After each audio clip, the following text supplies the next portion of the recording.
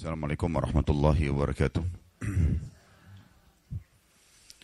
Alhamdulillah, kalimat mulia, kalimat suci, dan kalimat sempurna yang selalu kita panjatkan kepada Zat yang Maha Suci, Maha Mulia dan Maha Sempurna.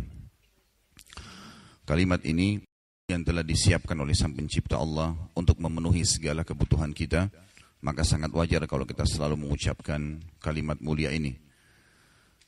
Juga kita panjatkan salam hormat kita kepada manusia yang telah diperintahkan oleh Sang Pencipta Allah untuk mengucapkan salam hormat kepadanya, menjadikannya sebagai suri tauladan atau menciplak hidupnya, cara makannya, minumnya, berpakaian, berumah tangga, bergaul, berekonomi, berpolitik, segala sesuatunya disuruh untuk mengikuti manusia terbaik ini.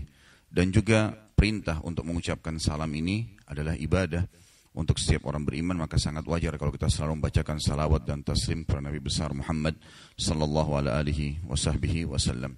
Baik, melanjutkan bahasan kita kitab Riyadhus Shalihin. Semoga Allah berkahi pagi ini dan kita masuk ke hadis nomor 22 dan masih di bab yang sama, yaitu bab taubat. Hadis ini saya bacakan dulu seperti biasa, baru kita rincikan satu persatu. Dari Abdullah bin Ka'ab bin Malik yang merupakan penuntun Ka'ab radhiyallahu anhu dari putra-putranya, tatkala Ka'ab mengalami kebutaan. Beliau berkata, saya mendengarkan Ka'ab bin Malik radhiyallahu anhu menuturkan kisahnya ketika dia tidak ikut berangkat bersama Rasulullah sallallahu alaihi wasallam pada waktu perang Tabuk. Ka'ab berkata, lam atakhallaf an Rasulillah sallallahu alaihi wasallam fi ghazwatin gazaha qattun illa fi ghazwati Tabuk ghaira anni qad takhallaftu fi ghazwati Badr wa lam yu'atab ahadun takhallafa anhu innama kharaja Rasulullah sallallahu alaihi wasallam wal muslimun yuriduna 'ira Quraisyin hatta jama'a Allah Ta'ala bainahum wa baina aduwihim ala ghairi mi'ad. Wa laqad shahidtu ma'a Rasulillah sallallahu alaihi wasallam lailatal aqabati hina tawathaqna 'ala al-Islam. Wa ma uhibbu anna li biha mashhad Badrin wa in kanat Badrun adhkara fi an-nas minha. Wa kana min khabari hina takhallaftu an Rasulillah sallallahu alaihi wasallam fi ghazwati Tabuk أني لم أكن قط أقوى ولا أيسر مني حين تخلفت عنه في تلك الغزوة والله ما جمعت قبلها راحلتين قط حتى جمعتهما في تلك الغزوة ولم يكن رسول الله صلى الله عليه وسلم يريد غزوة إلا ورى بغيرها حتى كانت تلك الغزوة فغزاها رسول الله صلى الله عليه وسلم في حر شديد واستقبل سفرا بعيدا ومفازا واستقبل عددا كثيرا فجل للمسلمين أمرهم ليتأهبوا أهبة غزوهم فأخبرهم بوجههم الذي يريد والمسلمون مع رسول الله صلى الله عليه وسلم كثير ولا يجمعهم كتاب حافظ يريد بذلك الديوان قال كعب فقل رجل يريد أن يتغيب إلا ظن أن ذلك سيخلف به ما لم ينزل فيه وحي من الله وغزا رسول الله صلى الله عليه وسلم تلك الغزوة حين طابت الثمار والظلال فأنا إليها أصعر فتجهز رسول الله صلى الله عليه وسلم والمسلمون معه وتفقت أغدو لكي أتجهز معه فأرجع ولم أقضي شيئا وأقول في نفسي أنا قادر على ذلك إذا أردت فلم يزل يتمادى بي حتى استمر بالناس الجد فأصبح رسول الله صلى الله عليه وسلم غاديا والمسلمون معه ولم أقضي من جهازي شيئا ثم غدوت فرجعت ولم أقضي شيئا فلم يزل يتماضى بي حتى أسرع وتفارط الغزو فهممت أن أرتحل فأدركهم فيا ليتني فعلت ثم لم يقدر ذلك لي فتفقت إذا خرجت في الناس بعد خروج رسول الله صلى الله عليه وسلم يحزنني أني لا أرى لي أسوة إلا رجلا مغموصا عليه في النفاق أو رجلا ممن عذر الله تعالى من الضعفاء ولم يذكرني رسول الله صلى الله عليه وسلم حتى بلغ تبوك فقال وهو جالس في القوم بتبوك ما فعل كعب بن مالك فقال رجل من بني سلمة يا رسول الله حبسه برداه والنظر في عتفيه فقال له معاذ بن جبل بئس ما قلت والله يا رسول الله ما علمنا عليه إلا خيرا. Jadi memang ini agak panjang hadisnya, diikuti saja bahasa Arabnya karena pelajarannya banyak sekali. Ini tentang perang Tabuk. فسقط رسول الله صلى الله عليه وسلم فبين هو على ذلك رأى رجلا مبيضا يزول به السراب فقال رسول الله صلى الله عليه وسلم كن أبا خيثمة فإذا هو أبو خيثمة الأنصاري وهو الذي تصدق بصاع التمر حين لمزه المنافقون قال كعب فلما بلغني أن رسول الله صلى الله عليه وسلم قد توجه قافلا من تبوك حضرني بثي فطفقت أتذكر الكذب وأقول بما أخرج من سخطه غدا وأستعين على ذلك بكل ذي رأي من أهلي فلما قيل إن رسول الله صلى الله عليه وسلم قد أظل قادما زاح عني الباطل حتى عرفت أني لن أنجو منه بشيء أبدا فأجمعت صدقه وأصبح رسول الله صلى الله عليه وسلم قادما وكان إذا قدم من سفر بدأ بالمسجد فركع فيه ركعتين ثم جلس للناس فلما فعل ذلك جاءه المخلفون يعتذرون إليه ويحلفون له وكانوا 89 رجلا فقبل منهم علانيتهم وبايعهم واستغفر لهم ووكل سرائرهم إلى الله تعالى حتى جئت فلما سلمت تبسم المغضب ثم قال تعال فجئت أمشي حتى جلست بين يدي فقال لي ما خلفك ألم تكن قد ابتعت ظهرك قال قلت يا رسول الله إني والله لو جلست عند غيرك من أهل الدنيا لرأيت أني سأخرج من سخطه بعذر لكن أؤتيت جدلا ولكنني والله لقد علمت لئن حدثتك اليوم حديث كذب ترضى به عني لا يوشكن الله يسخطك علي وإن حدثتك حديث صدق تجد علي فيه إني لأرجو فيه عقبى الله تعالى عقبى الله عز وجل والله ما كان لي من عذر والله ما كنت قد أقوى ولا أيسر مني حين تخلفت عنك فقال رسول الله صلى الله عليه وسلم أما هذا فقد صدق فقم حتى يقضي الله فيك وصار رجال من بني سلمة فاتبعوني فقالوا لي والله ما علمناك أذنبت ذنبا قبل هذا لقد أجزت في أن لا تكون اعتذرت إلى رسول الله صلى الله عليه وسلم بما اعتذر به المخلفون فقد كان كافيك ذنبك استغفار رسول الله صلى الله عليه وسلم لك. Tentu sampai sini Ibu sekalian perlu juga saya jelaskan ya. Kalau kita sedang membaca ayat Al-Quran ada pahalanya setiap huruf. Mendengarkan hadis juga ada pahalanya. Walaupun tidak sekelas dengan Al-Quran. Dan karena kita sedang belajar hadis, maka kita memang membaca. Di buku kita ini ada hadis cuma satu baris nanti. Ada hadis yang memang sampai sekian lembar. Dan memang hadis ini hadis yang paling panjang. Hadis ini hadis yang paling panjang. Dan memang dia sampai mencapai 2-3 lembar. Tetapi termasuk adab kepada Nabi SAW kita baca. Ya. Nanti insya Allah ibu-ibu akan ikuti terjemahannya. Saya lanjutkan. Qala fawallahi ma zalu yu'ayyibunani hatta aradtu an arja ila Rasulillah SAW fa'ukadziba nafsi. Thumma qultu lahum hal laqiya hadha ma'i min ahad? Qalu na'am laqiyahu ma'ahu rajulani. Qala mithla ma qulta wa qila lahuma mithlu ma qila lak.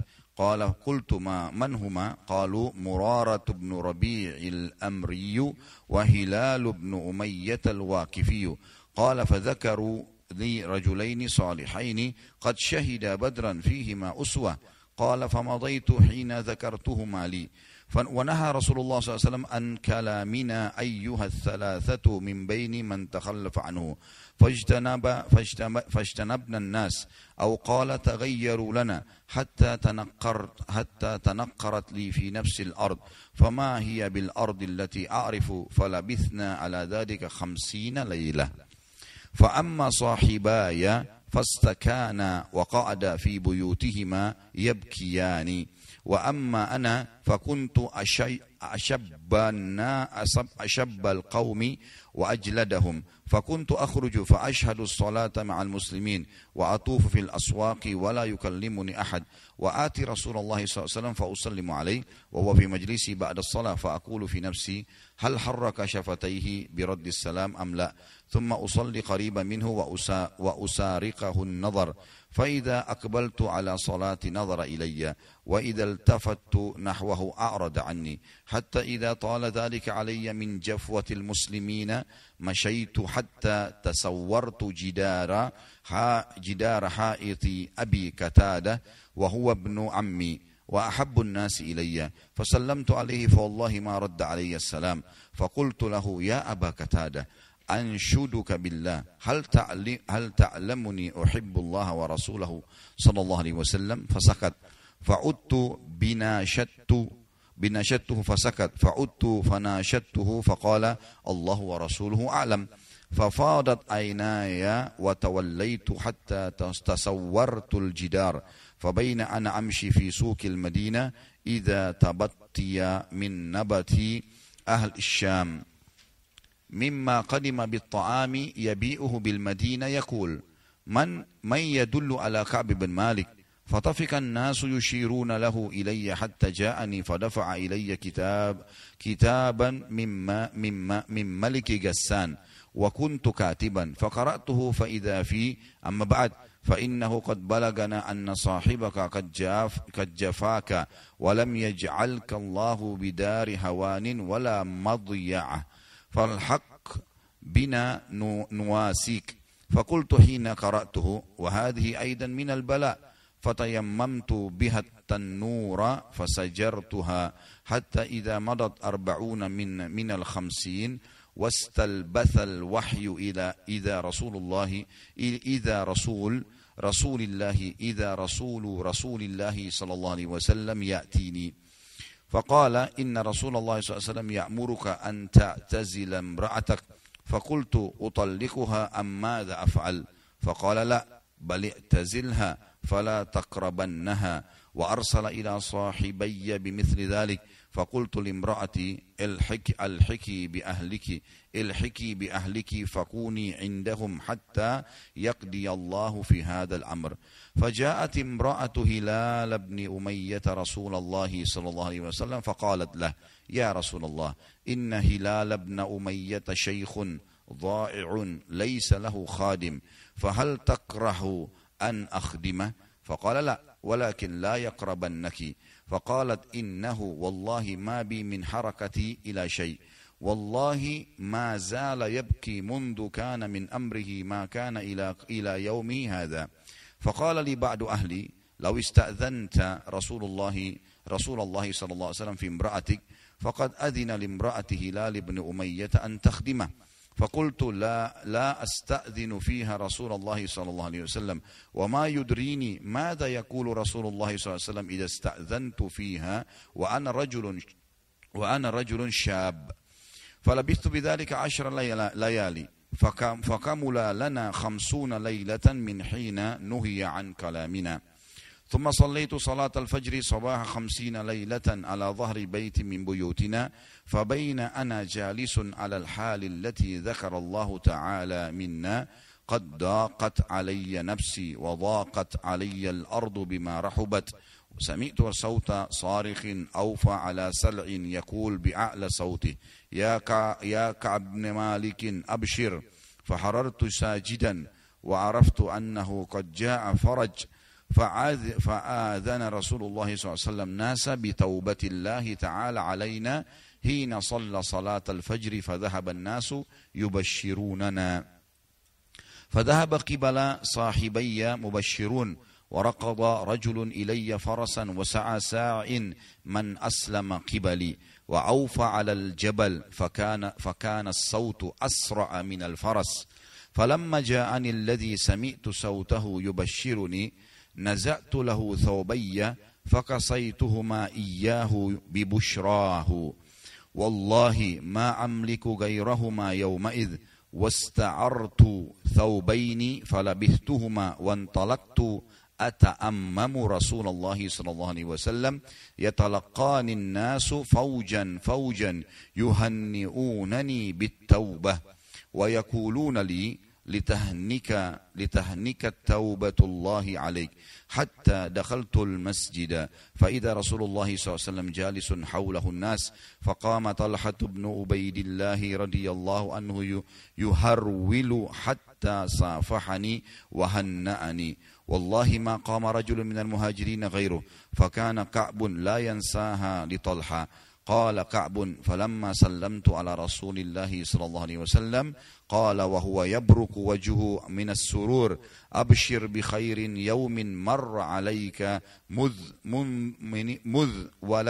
ولدتك أمك فقلت أمن عندك يا رسول الله أم من عند الله قال لا بل من عند الله عز وجل وكان رسول الله صلى الله عليه وسلم إذا سر استنار وجهه حتى كأن وجهه قطعة كمر وكنا نعرف ذلك منه فلما جلست بين يديه قلت يا رسول الله إن من توبتي أن أنخلئ من مالي صدقة إلى الله وإلى رسوله فقال رسول الله صلى الله عليه وسلم أمسك عليك بعد مالك فهو خير لك فقلت إني أمسك سهمي الذي بخيبر وقلت يا رسول الله إن الله تعالى إنما أنجاني بالصدق وإن من توبتي ألا أحدث إلا صدقا ما بخيت ووالله ما علمت أحدا من المسلمين أبلاه الله تعالى في صدق الحديث منذ ذكرت ذلك لرسول الله صلى الله عليه وسلم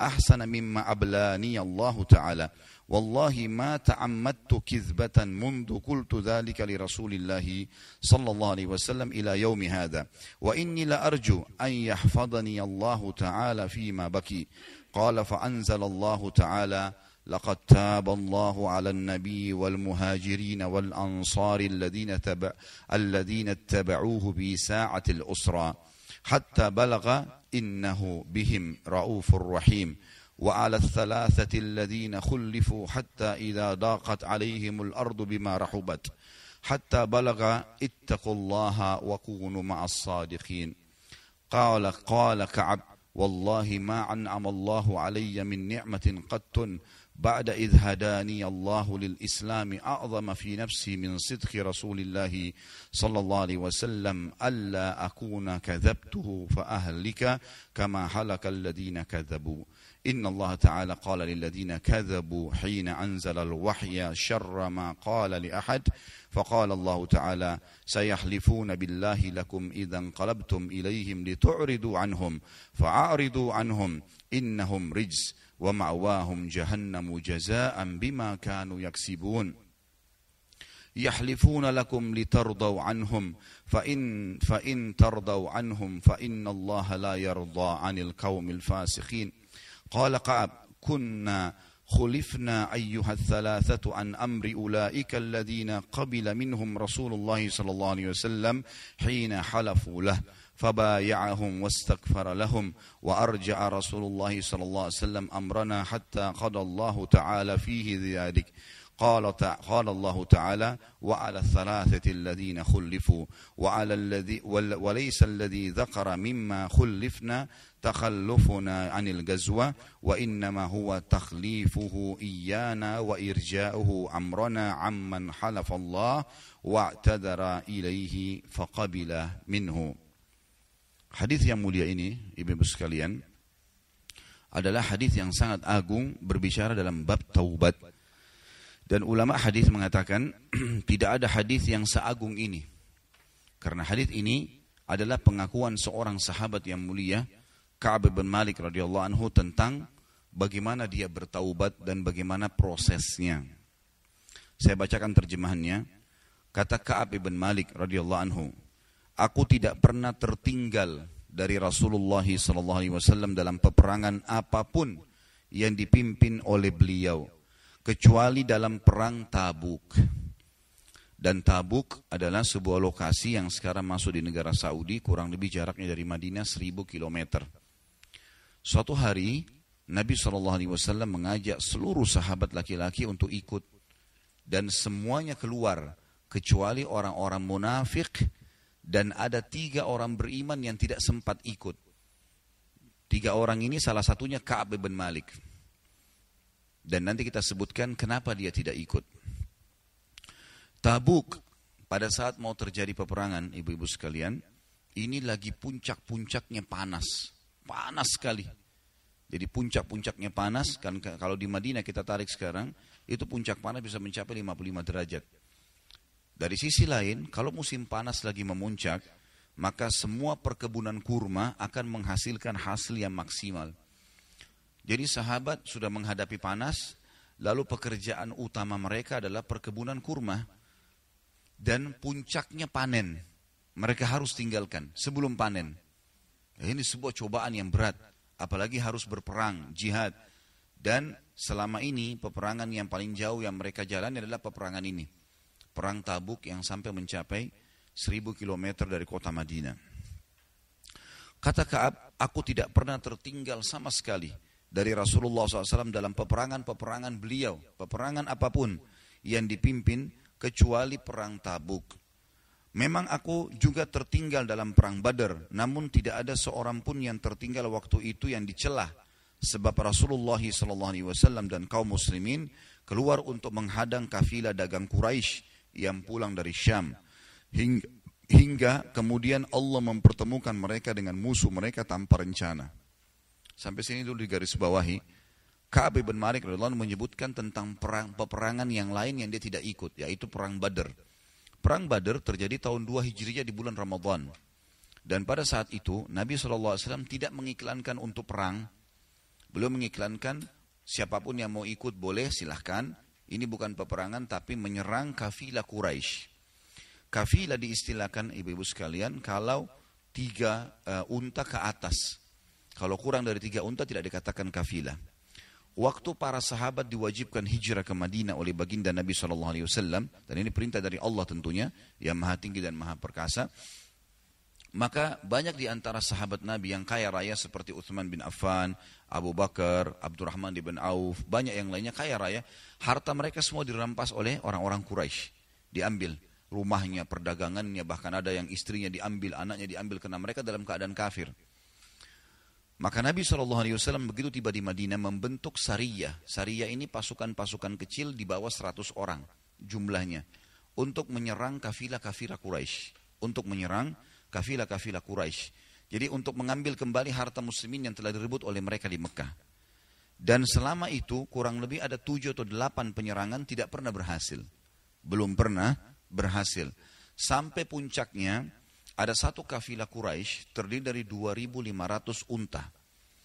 Dan banyak sekali harta di atasnya. Dan secara kebetulan hikmah Allah, di dalam kafilah itu semuanya itu isinya harta rampasan dari muslimin. Yang diambil oleh tokoh-tokoh Quraisy. Seperti Abu Jahal, Abu Lahab, Umayyah bin Khalaf, Utbah bin Rabi'ah, ya, Syaibah bin Rabi'ah. Ini semua mereka yang mencuri, mengambil harta-harta itu, dan ini tidak dibagikan oleh masyarakat umum tapi tokoh-tokoh masyarakatnya. Dengan hikmah Allah, kafilah ini 2.500 unta semuanya dari harta muslimin yang dirampas, yang dipegangi oleh pemimpin suku di Quraisy. Ringkas cerita ibu-ibu sekalian, kafilah ini 2.500 unta biasanya didampingi dengan 500-300 prajurit perang untuk mempertahankan. Tapi kali ini hanya 24 orang yang menjaga, dan juga dipimpin oleh Abu Sufyan, waktu itu salah satu kepala suku. Maka keluarlah Nabi SAW dari Madinah memimpin sendiri pada saat itu, dan mengiklankan siapa di antara muslimin yang mau ikut, kami akan menyerang kafilahnya Quraisy. Ada 7 atau 8 sebelumnya upaya, tapi selalu gagal tentunya, karena berhasil saja lolos ya orang-orang Quraisy. Dan juga selama ini Nabi SAW hanya membolehkan orang-orang muhajir saja. Yang dari Mekah saja yang boleh ikut. Orang asli Madinah nggak usah ikut karena mereka tidak ada hubungannya dengan harta itu. Tapi khusus yang terakhir ini, itu semua boleh ikut, siapa saja. Dari Madinah, dari Mekah boleh ikut. Karena menyerang orang-orang Quraisy. Terkumpullah karena ini bukan peperangan dan pilihan, maka akhirnya terkumpul 313 orang bersama Nabi SAW, 314. Dan ini tidak diprogramkan sama sekali. Begitu Nabi SAW keluar, tiba di wilayah Badr, ada satu gunung ibu-ibu sekalian, gunung itu cukup besar. Kalau arah yang lebih dekat dengan Madinah, namanya Udwatid Dunya. Udwatid Dunya, sisi gunung yang lebih dekat dengan Madinah. Ada di sebelah gunung, itu namanya Udwatil Quswa.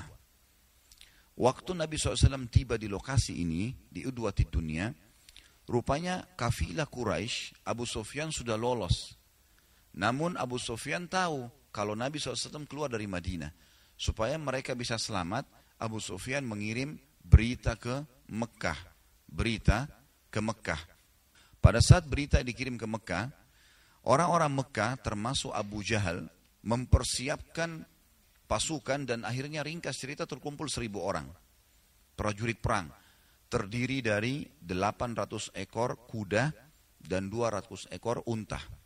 Semuanya pasukan perang. Keluar, pasukan Quraisy sampai ke lokasi Udwatil Quswa di sebelah gunung. Pasukan muslimin di Udwatid Dunya di sebelah gunung yang sebelah. Tapi keduanya tidak saling tahu. Dengan hikmah Allah mereka tidak saling tahu ini.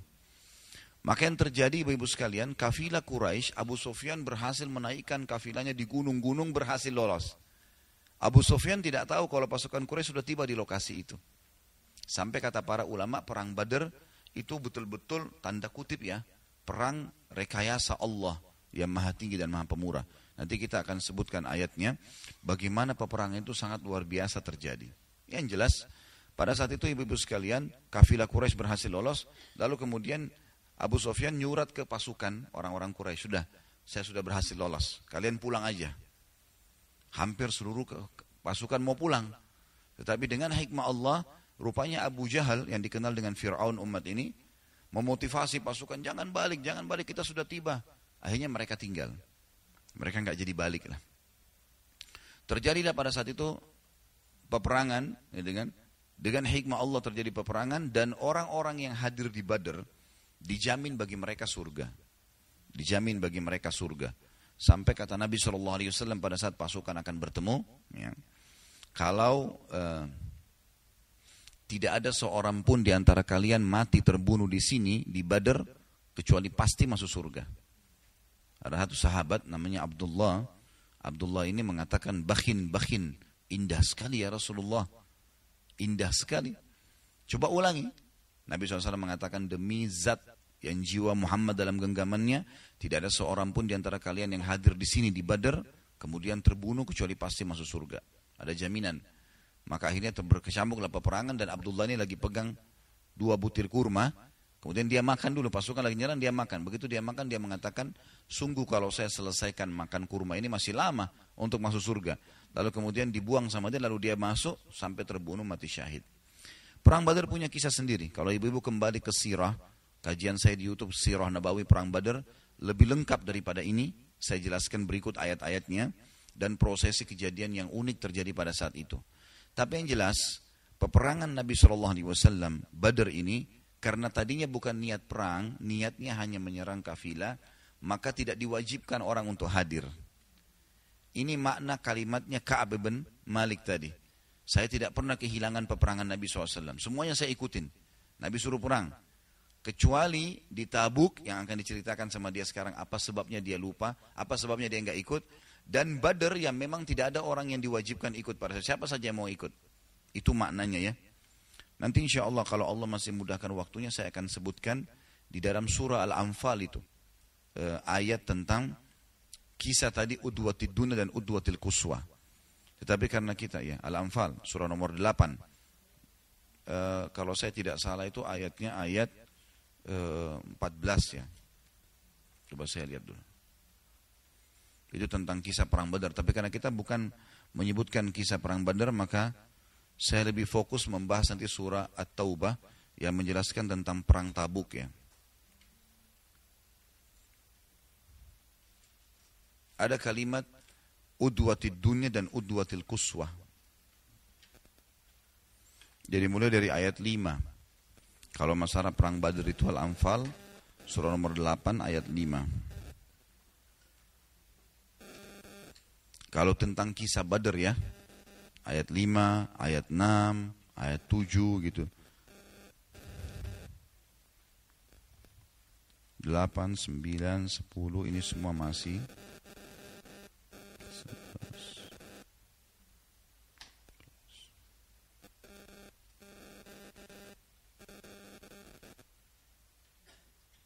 Baik, saya bacakan ayat 5-nya. A'udzubillahi minasyaitonirrajim. Kama akhrajaka rabbuka min baitika bil haqqi wa inna fariqam minal mu'minina lakarihun. Sebagaimana Tuhanmu menyuruhmu pergi dan keluar dari rumahmu hai Muhammad dengan kebenaran. Padahal sesungguhnya sebagian dari orang-orang beriman tidak menyukainya. Jadi ada orang-orang beriman memang kena dianggap pergi menyerang dan masih ada pilihan boleh ikut boleh enggak ikut, maka mereka banyak yang tidak ikut. Makanya yang keluar hanya 313 orang.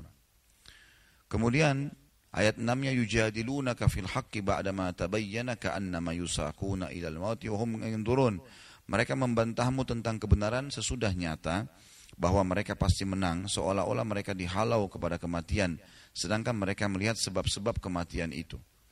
Jadi ceritanya di ayat kedua, di ayat ke-6 ini, waktu pasukan sudah ketemu antara pasukan Nabi SAW di sebelah gunung dengan pasukan Quraisy di sebelah. Nabi SAW sampaikan, ini di sebelah gunung ini sekarang ada pasukan Quraisy. Kita bukan lagi hadapin kafilah yang cuma dijaga 24 orang. Sekarang ini di sebelah gunung ada 1000 orang. 1000 orang pasukan perang. Jumlah sahabat 313 orang. Jadi cuma 30%. Dan keluar dari Madinah bukan niat perang. Maka mereka ada yang tidak pakai baju besi. Mereka ada yang cuma jalan kaki. Jadi tidak ada persiapan perang. Sementara pasukan Quraisy ini semuanya pasukan perang. Maka Nabi SAW bilang, apa pendapat kalian? Perang atau enggak? Abu Bakar berdiri mengatakan, ya Rasulullah, apapun yang Allah perintahkan kepada anda, jalankan. Kami akan bersama dengan anda. Perang, pulang. Nabi SAW mengatakan terima kasih. Duduk Abu Bakar. Nabi bilang lagi, hai manusia, berikan pendapat. Umar berdiri, ya Rasulullah, seperti perkataan Abu Bakar, lakukan apa yang Allah perintahkan pada anda. Kami akan pasti patuh. Perang, pulang. Nabi SAW terima kasih. Nabi mengatakan lagi, hai manusia, beritahukan pendapat kalian. Berdiri Mikdad. Mikdad ini terkenal satu orang punya kekuatan 1000 orang di medan perang. Kuat sekali secara fisik, gitu kan. Sampai Umar bin Khattab selalu meletakkan Mikdad di pasukannya, di bagian depan. Maka Mikdad bilang, ya Rasulullah, jangankan anda mengajak kami berperang melawan Quraisy yang 1000 ini. Kalau anda mengajak kami ke Biraqal Jimat. Biraqal Jimat adalah sebuah lokasi antara Madinah sama Yaman. Biraqal Jimat, di situ ada 14 suku, semuanya benci Islam. Kata Al-Mikdad, ya Rasulullah, jangankan anda suruh kami lawan Quraisy yang 1000 ini. Kalau anda suruh kami sekarang ke Biraqal Jimat, melewatin 14 suku, artinya 14 kali peperangan, melawan suku-suku itu sampai ke Biraqal Jimat, kami tidak akan mundur. Kami berperang. Karena beraninya Mikdad radhiyallahu anhu. Memang satu orang ini luar biasa. Maka Nabi SAW mengatakan, baik, terima kasih. Tapi Nabi masih bilang, berikan pendapat hai manusia. Orang semua bingung, sudah 3 orang dukung, tapi Nabi masih bilang begitu. Ternyata ada alasannya, karena 3 orang ini 3-3-nya dari Mekah. Abu Bakar, Umar, dan Mikdad orang Mekah. Wajar mereka mau lawan Quraisy, karena hartanya dirampas kan gitu. Tahu ini musuh. Tapi Nabi sedang menunggu penduduk asli Madinah. Orang-orang Ansar, setuju enggak perang? Karena memang orang-orang Ansar pernah membaiat Nabi di Mekah, sebelum Nabi SAW hijrah ke Madinah, akan membela Nabi dengan harta, dengan jiwa, dan juga itu melebihi daripada mereka membela keluarga mereka sendiri. Itu sudah jadi baiat, kesepakatan, janji setia. Tapi itu kalau Nabi di kota Madinah, sekarang di luar Madinah. Maka berdirilah Sa'ad radhiyallahu anhu, Sa'ad bin Mu'adz, sahabat Nabi yang mulia dari Ansar, pimpinan mereka dari suku Aus, mengatakan, "Ya Rasulullah, sepertinya Anda menginginkan kami." Kata Nabi SAW, "Iya. Memang saya tunggu berita dari orang-orang Ansar." Maka dia mengatakan, "Ya Rasulullah, jangankan Anda menyuruh kami menghadapi musuh. Kalau Anda masuk ke dalam lautan pun, kami akan ikut bersama Anda. Dan kami tidak akan pernah mengatakan seperti yang dikatakan seperti dikatakan pengikut Musa kepada Musa. Waktu Nabi Musa alaihissalam selamat dari Fir'aun, Allah suruh bawa Bani Israel menyerang Palestina supaya masuk di Palestina gitu. Tapi mereka tidak mau. Mereka mengatakan, "Pergilah hai Musa, kau berdua dengan Tuhanmu, perangi, kalau menang sampaikan ke kami." Jadi luar biasa kurang ajarnya mereka pada Nabi Musa pada saat itu. Kata Sa'ad, "Kami tidak akan ucapkan itu. Tapi kami akan ucapkan, pergilah engkau dengan Tuhanmu berdua dan kami akan bersama kalian berdua untuk memerangi musuh. Maka bawalah kami ya Rasulullah dimanapun Anda inginkan." Maka Nabi SAW pun gembira lalu mengatakan, "Sesungguhnya peperangan, ya, Allah telah menjanjikan padaku sekarang." Jibril datang membawa berita gembira. Kalau kita bisa mendapatkan salah satu dari dua ini. Kalau bukan kita temukan kafilah dan kita akan dapat 2.500 unta itu semuanya. Atau kita akan melawan pasukan, tapi pasukan ini juga akan kita menangkan, walaupun jumlah kita lebih sedikit. Janji dari Allah. Tapi waktu itu, orang-orang masih belum pernah berperang bersama Nabi SAW, peperangan yang langsung. Ini peperangan pertama mereka hadapi. Maka secara kejiwaan, banyak sahabat yang masih lebih suka kalau menyerang kafilah. Jangan pasukan. Karena kafilah sedikit yang jaga, ini pasukan. Pada saat itu pasukan muslimin sempat menangkap ada 2 orang dari pasukan Quraisy. Mereka nggak tahu kalau di sebelah gunung ini ada Nabi. Cuma batas gunung saja. Dengan hikmah Allah mereka tidak tahu.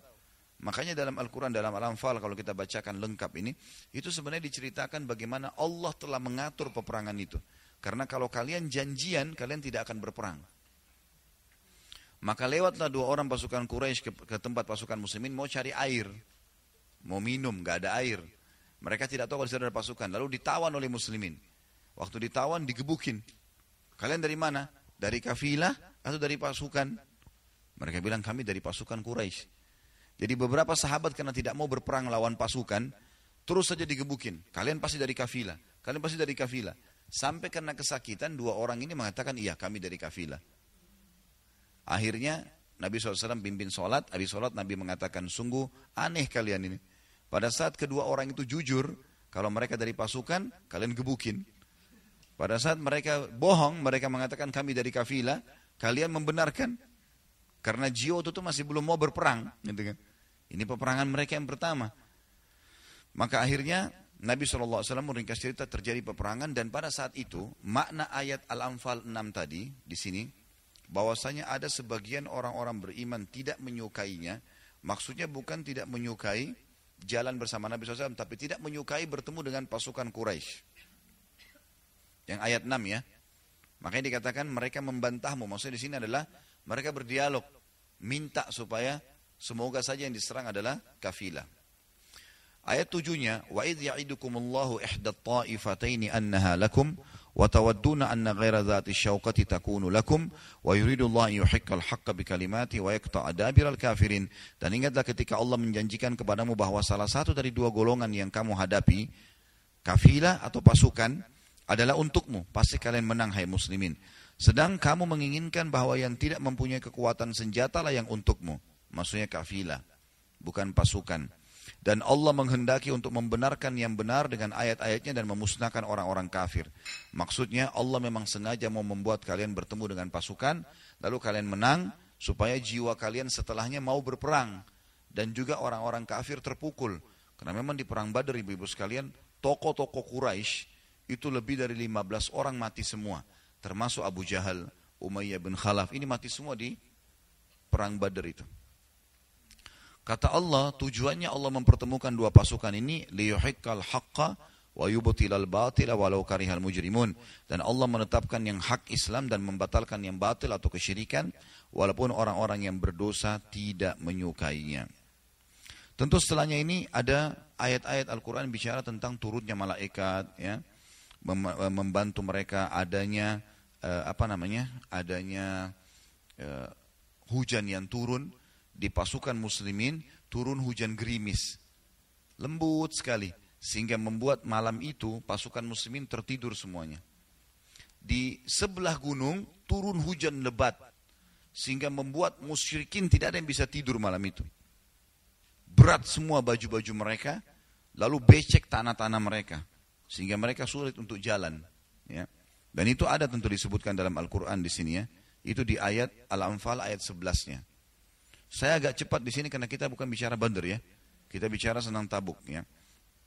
Maka itu di ayat 11-nya kalau ibu-ibu baca, itu Allah SWT menyebutkan, ingatlah ketika Allah menjadikan kamu mengantuk sebagai suatu penentraman dirinya.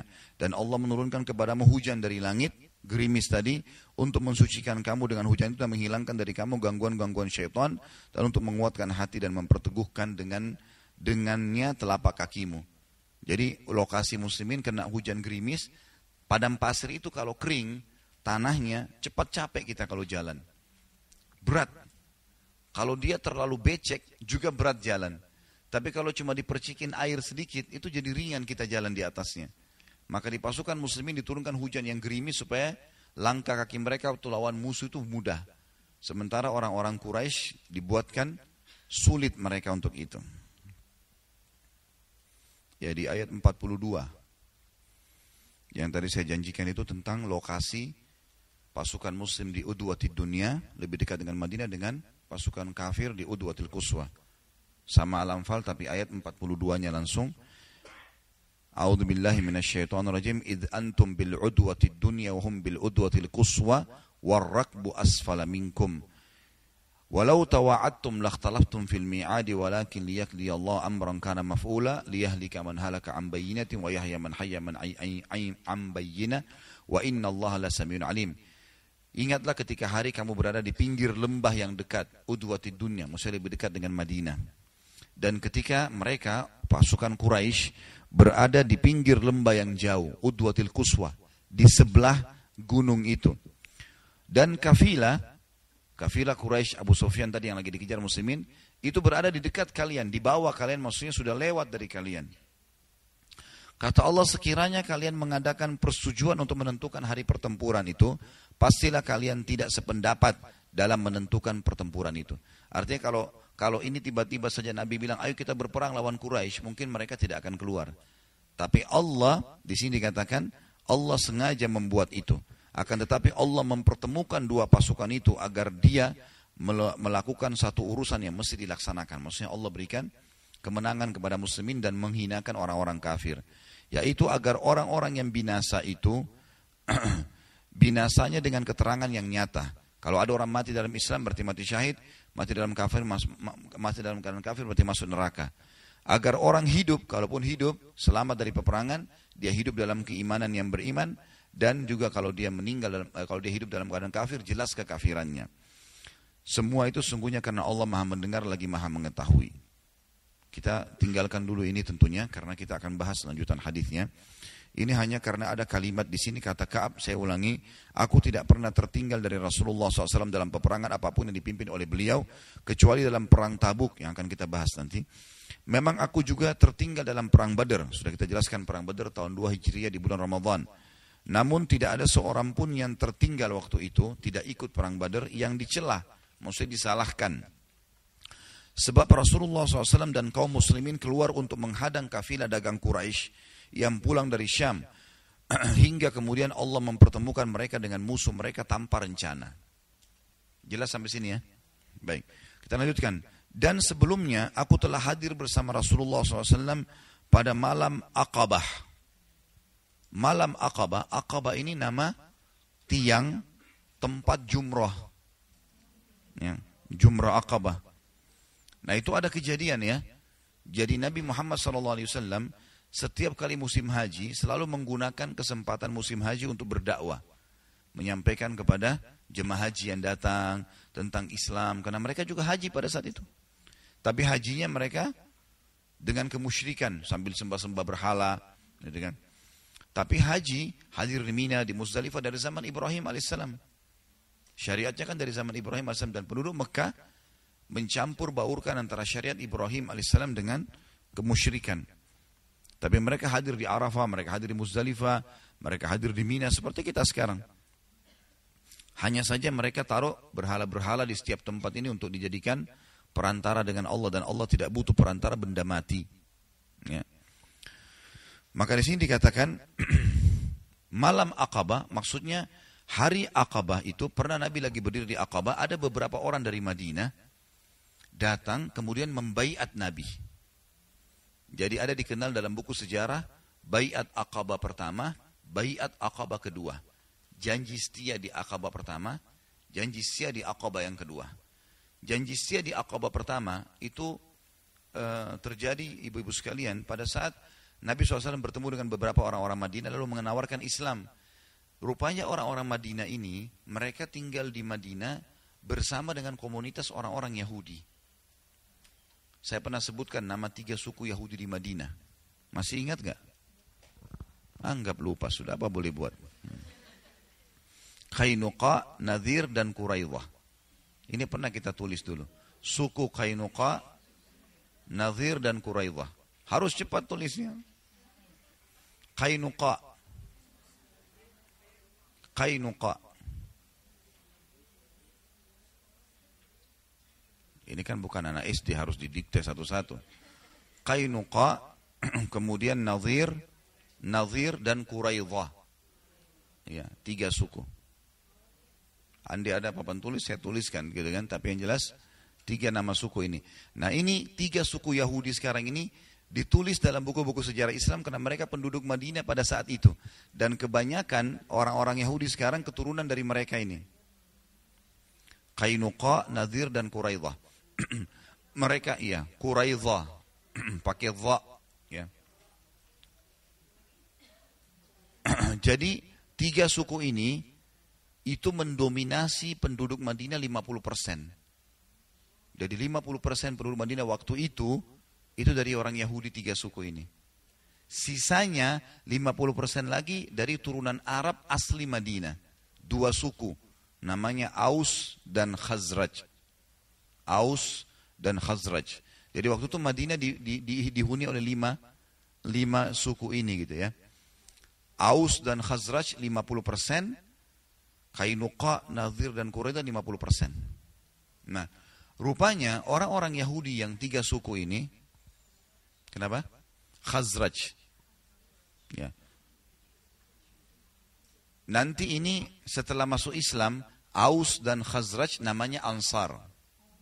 Suku Ansar. Digabung jadi Ansar. Aus dan Khazraj. Aus dan Khazraj. Ini saya yakin kalau anak-anaknya ibu yang hadir sini langsung tahu ini, hafal. Cuma ibu-ibunya punya penyakit al-malas.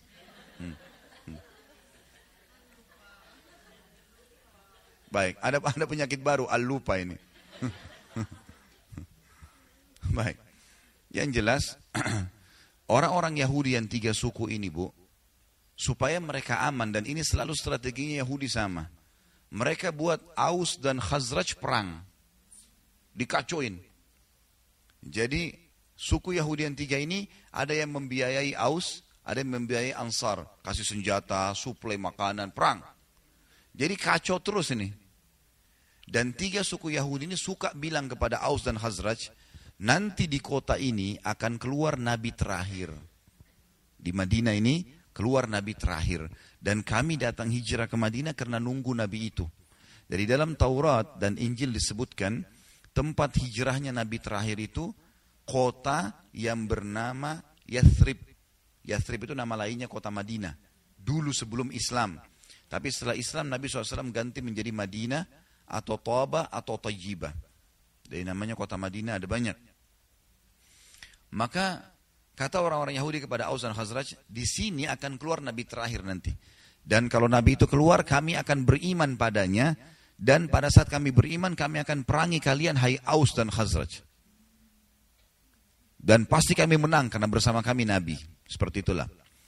Orang-orang Aus dan Khazraj, mereka orang-orang musyrik, sembah berhala seperti orang Mekah. Mereka tahu ada Tuhan namanya Allah, tapi mereka masih menyembah berhala. Gitu kan? Namanya syirik, mempartnerkan Allah dengan makhluk. Mereka bilang, ya Allah iya, tapi sambil minta sama batu. Ada patung di rumahnya, dianggap hai patung apa, dipanggil namanya dewa apa, mintalah kepada Allah, seperti itu. Atau minta langsung kepada patung. Ini Allah nggak butuh, nggak ada musyrikan. Seperti banyak orang sekarang yakin dengan jimat-jimat, dengan kuburan, benda mati semua. Seperti itulah kurang lebih. Maka orang-orang Ansar ikut haji, tapi mereka musyrikan seperti orang Mekah. Waktu mereka bertemu dengan Nabi SAW di Aqabah, tempat jumrah yang pertama itu, kan ada Aqabah, ada Wusta, ada Sughra. Ya. Kita disuruh melontar besar, sedang, kecil. Tapi jangan bilang jumrah atau lontar setan, ya. Tidak ada setan di situ. Melontar, bagian dari syariat, melontar batu. Cuma dulu kisahnya memang Ibrahim alaihissalam melempar batu di 3 titik itu, syaitan yang datang menggodanya pada saat dia mau menyembelih anaknya Ismail alaihissalatu wassalam. Ini panjang lagi ceritanya kalau kita rentet ke sana. Yang jelas Aus dan Khazraj ini sering dengar itu. Yahudi bilang nanti akan keluar nabi terakhir, kami akan perang dengan kalian. Waktu mereka lagi tiba di Aqabah, mereka lihat nabi lagi nyampein, saya utusan Allah, Allah menurunkan firman-Nya begini. Mereka duduk dengerin. Waktu mereka dengerin, mereka bilang satu sama yang lain, kayaknya ini orang yang Yahudi bilang nih. Sebelum Yahudi beriman, kita beriman duluan. Akhirnya berimanlah beberapa orang pada saat itu. Lalu mereka berikan janji setianya, namanya Baiat Aqabah pertama. Apa janji setianya? Mereka tidak berzina, mereka tidak bohong, apa-apa syariat yang sudah turun mereka jalankan. Pulanglah. Datang lagi baiat yang kedua, tahun depannya, musim haji yang setelahnya, datang lagi utusan yang lain. Utusan sekarang sudah berbeda.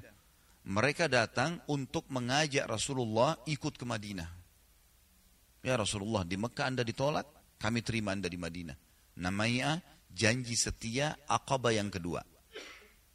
Nah, pada saat itu, di janji setia Aqabah yang kedua, karena mereka sudah mau mengajak Nabi hijrah, maka Nabi butuh kepastian. Kata Nabi SAW, utus 12 orang saja, pemimpin-pemimpin kalian temui saya di nanti malam, di sini. Karena kalau malam di Aqabah, sudah nggak ada orang, sunyi. Mereka melontar di pagi hari sama siang hari. Malam mereka nggak melontar. Gitu. Maka yang terjadi, Nabi SAW janjian dengan 12 orang ini, salah satunya Ka'ab bin Malik. Yang sedang tokoh kita yang sedang menceritakan ini. Ya. Ka'ab bin Malik bilang, dan sebelumnya, maksudnya sebelum saya tinggalkan perang Tabuk, saya nggak ikut perang Tabuk ini, saya telah hadir bersama Rasulullah SAW pada malam Aqabah.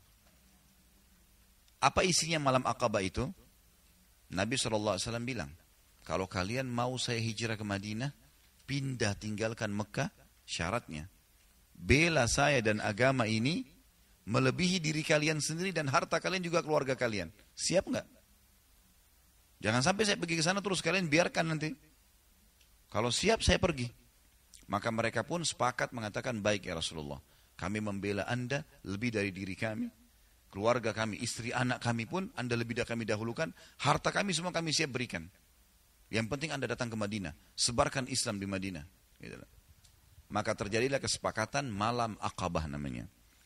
Nah, itu dianggap malam mulia, Bu ya. Kenapa? Karena kesepakatan yang mengubah sejarah dunia.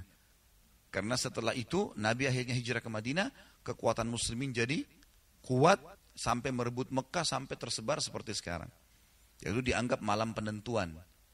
Ka'ab di sini tidak sempat hadir perang Tabuk. Nanti dia jelaskan sama dia apa alasannya. Tapi dia bilang, sebelum saya tinggalkan Tabuk tidak sempat hadir, saya sempat hadir loh, dia lagi cerita nih. Di malam Aqabah bersama Rasulullah SAW. Sewaktu kami bersumpah setia membela Islam. Ya jelas gitu lafadznya. Aku tidak ingin kehadiranku di malam itu digantikan dengan perang Badr. Artinya malam itu lebih aku cintai daripada hadir di perang Badr. Karena luar biasa setelah itu. Perang Badr pun terjadi setelah baiat itu. Karena janji setia itu, Nabi hijrah ke Madinah terjadilah perang Badr. Artinya ini lebih mulia. Kata dia, aku tidak ingin kehadiranku malam itu digantikan dengan perang Badar. Kalau disuruh pilih, aku tetap pilih malam itu. Gitu. Ya, aku tetap memilih malam itu.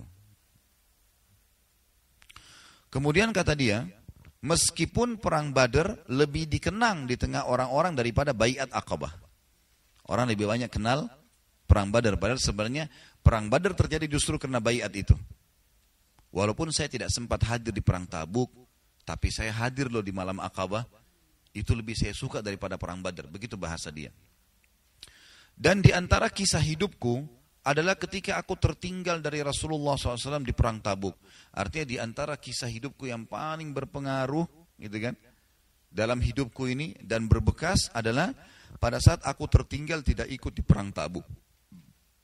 Aku tidak pernah merasa lebih kuat dan lebih mampu daripada keadaanku ketika aku tertinggal dari beliau dalam perang itu. Maksudnya daripada saat itu aku tidak sedang sakit, aku tidak sedang miskin, lagi sehat, lagi kuat, dan belum ada, dia mengatakan, aku tidak pernah merasakan lebih kuat dan lebih mampu sepanjang hidupku dibandingkan pada hari itu yang aku tidak sempat hadir perang. Artinya aku tidak punya uzur, gak ada uzur ini. Tapi aku tidak hadir di Tabuk. Demi Allah, aku sebelumnya tidak pernah memiliki 2 kendaraan, namun di perang itu aku memilikinya. Sebelum ini, aku cuma punya 1 kuda. Tapi pada saat itu ekonomiku lagi bagus, fisikku lagi sehat, sampai aku punya 2 ekor kuda. Artinya mampu ikut perang. Ya. Kata dia, Rasulullah SAW tidak pernah menginginkan peperangan, melainkan beliau menyembunyikan daerah sasarannya dengan mengisyaratkan seolah-olah beliau menuju ke yang lainnya. Hingga pada perang itu, Rasulullah SAW berperang menuju Tabuk dalam musim yang sangat panas dan menghadapi perjalanan yang sangat jauh menempuh padang pasir. Sampai sini dulu Bu ya. Makna kalimat di sini dia mengatakan, Rasulullah SAW tidak pernah menginginkan peperangan, melainkan beliau menyembunyikan daerah sasaran. Ini strategi perang Nabi.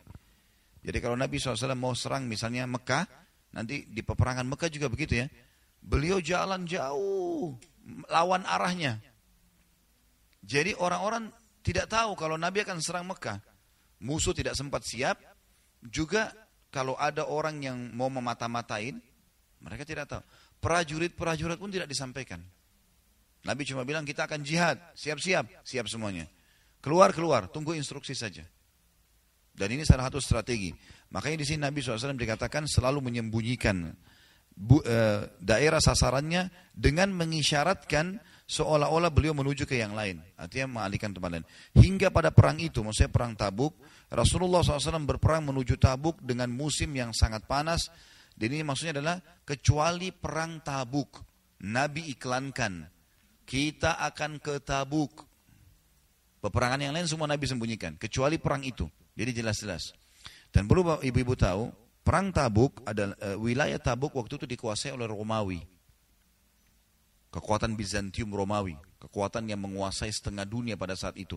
Jadi Nabi dengan pasukan yang kecil sebenarnya, tapi mau menyerang ke sana, menunjukkan kekuatan kaum muslimin. Dan memang di perang Tabuk ini ibu-ibu sekalian, pada saat Nabi SAW tiba di sana, ya, itu Kaisar Romawi dengan para pendetanya bermusyawarah. Jumlah Nabi SAW tidak banyak, 1000 orang saja, sekian. Pada saat itu, orang-orang Romawi tidak berani menghadapi Nabi. Karena setelah mereka musyawarah, para pendeta mengatakan, kami tahu ini zaman keluarnya Nabi. Dan kalau betul dia Nabi, kita tidak akan pernah bisa menang. Lebih baik gak usah dihadapi. Maka Nabi SAW menunggu di wilayah Tabuk sebulan. Menguasai wilayah itu sebulan. Menunjukkan kekuatan muslimin, baru pulang ke Madinah. Tentu di sini di kisah kita tidak diceritakan, ini saya sampaikan saja. Kemudian dikatakan di sini, pada saat itu sangat panas, maksudnya musim panas yang luar biasa, dan saya sudah jelaskan tadi di awal, dan menghadapi perjalanan yang sangat jauh menempuh padang pasir, ada footnote nomor 47 di bawah, yakni daratan yang sedikit airnya.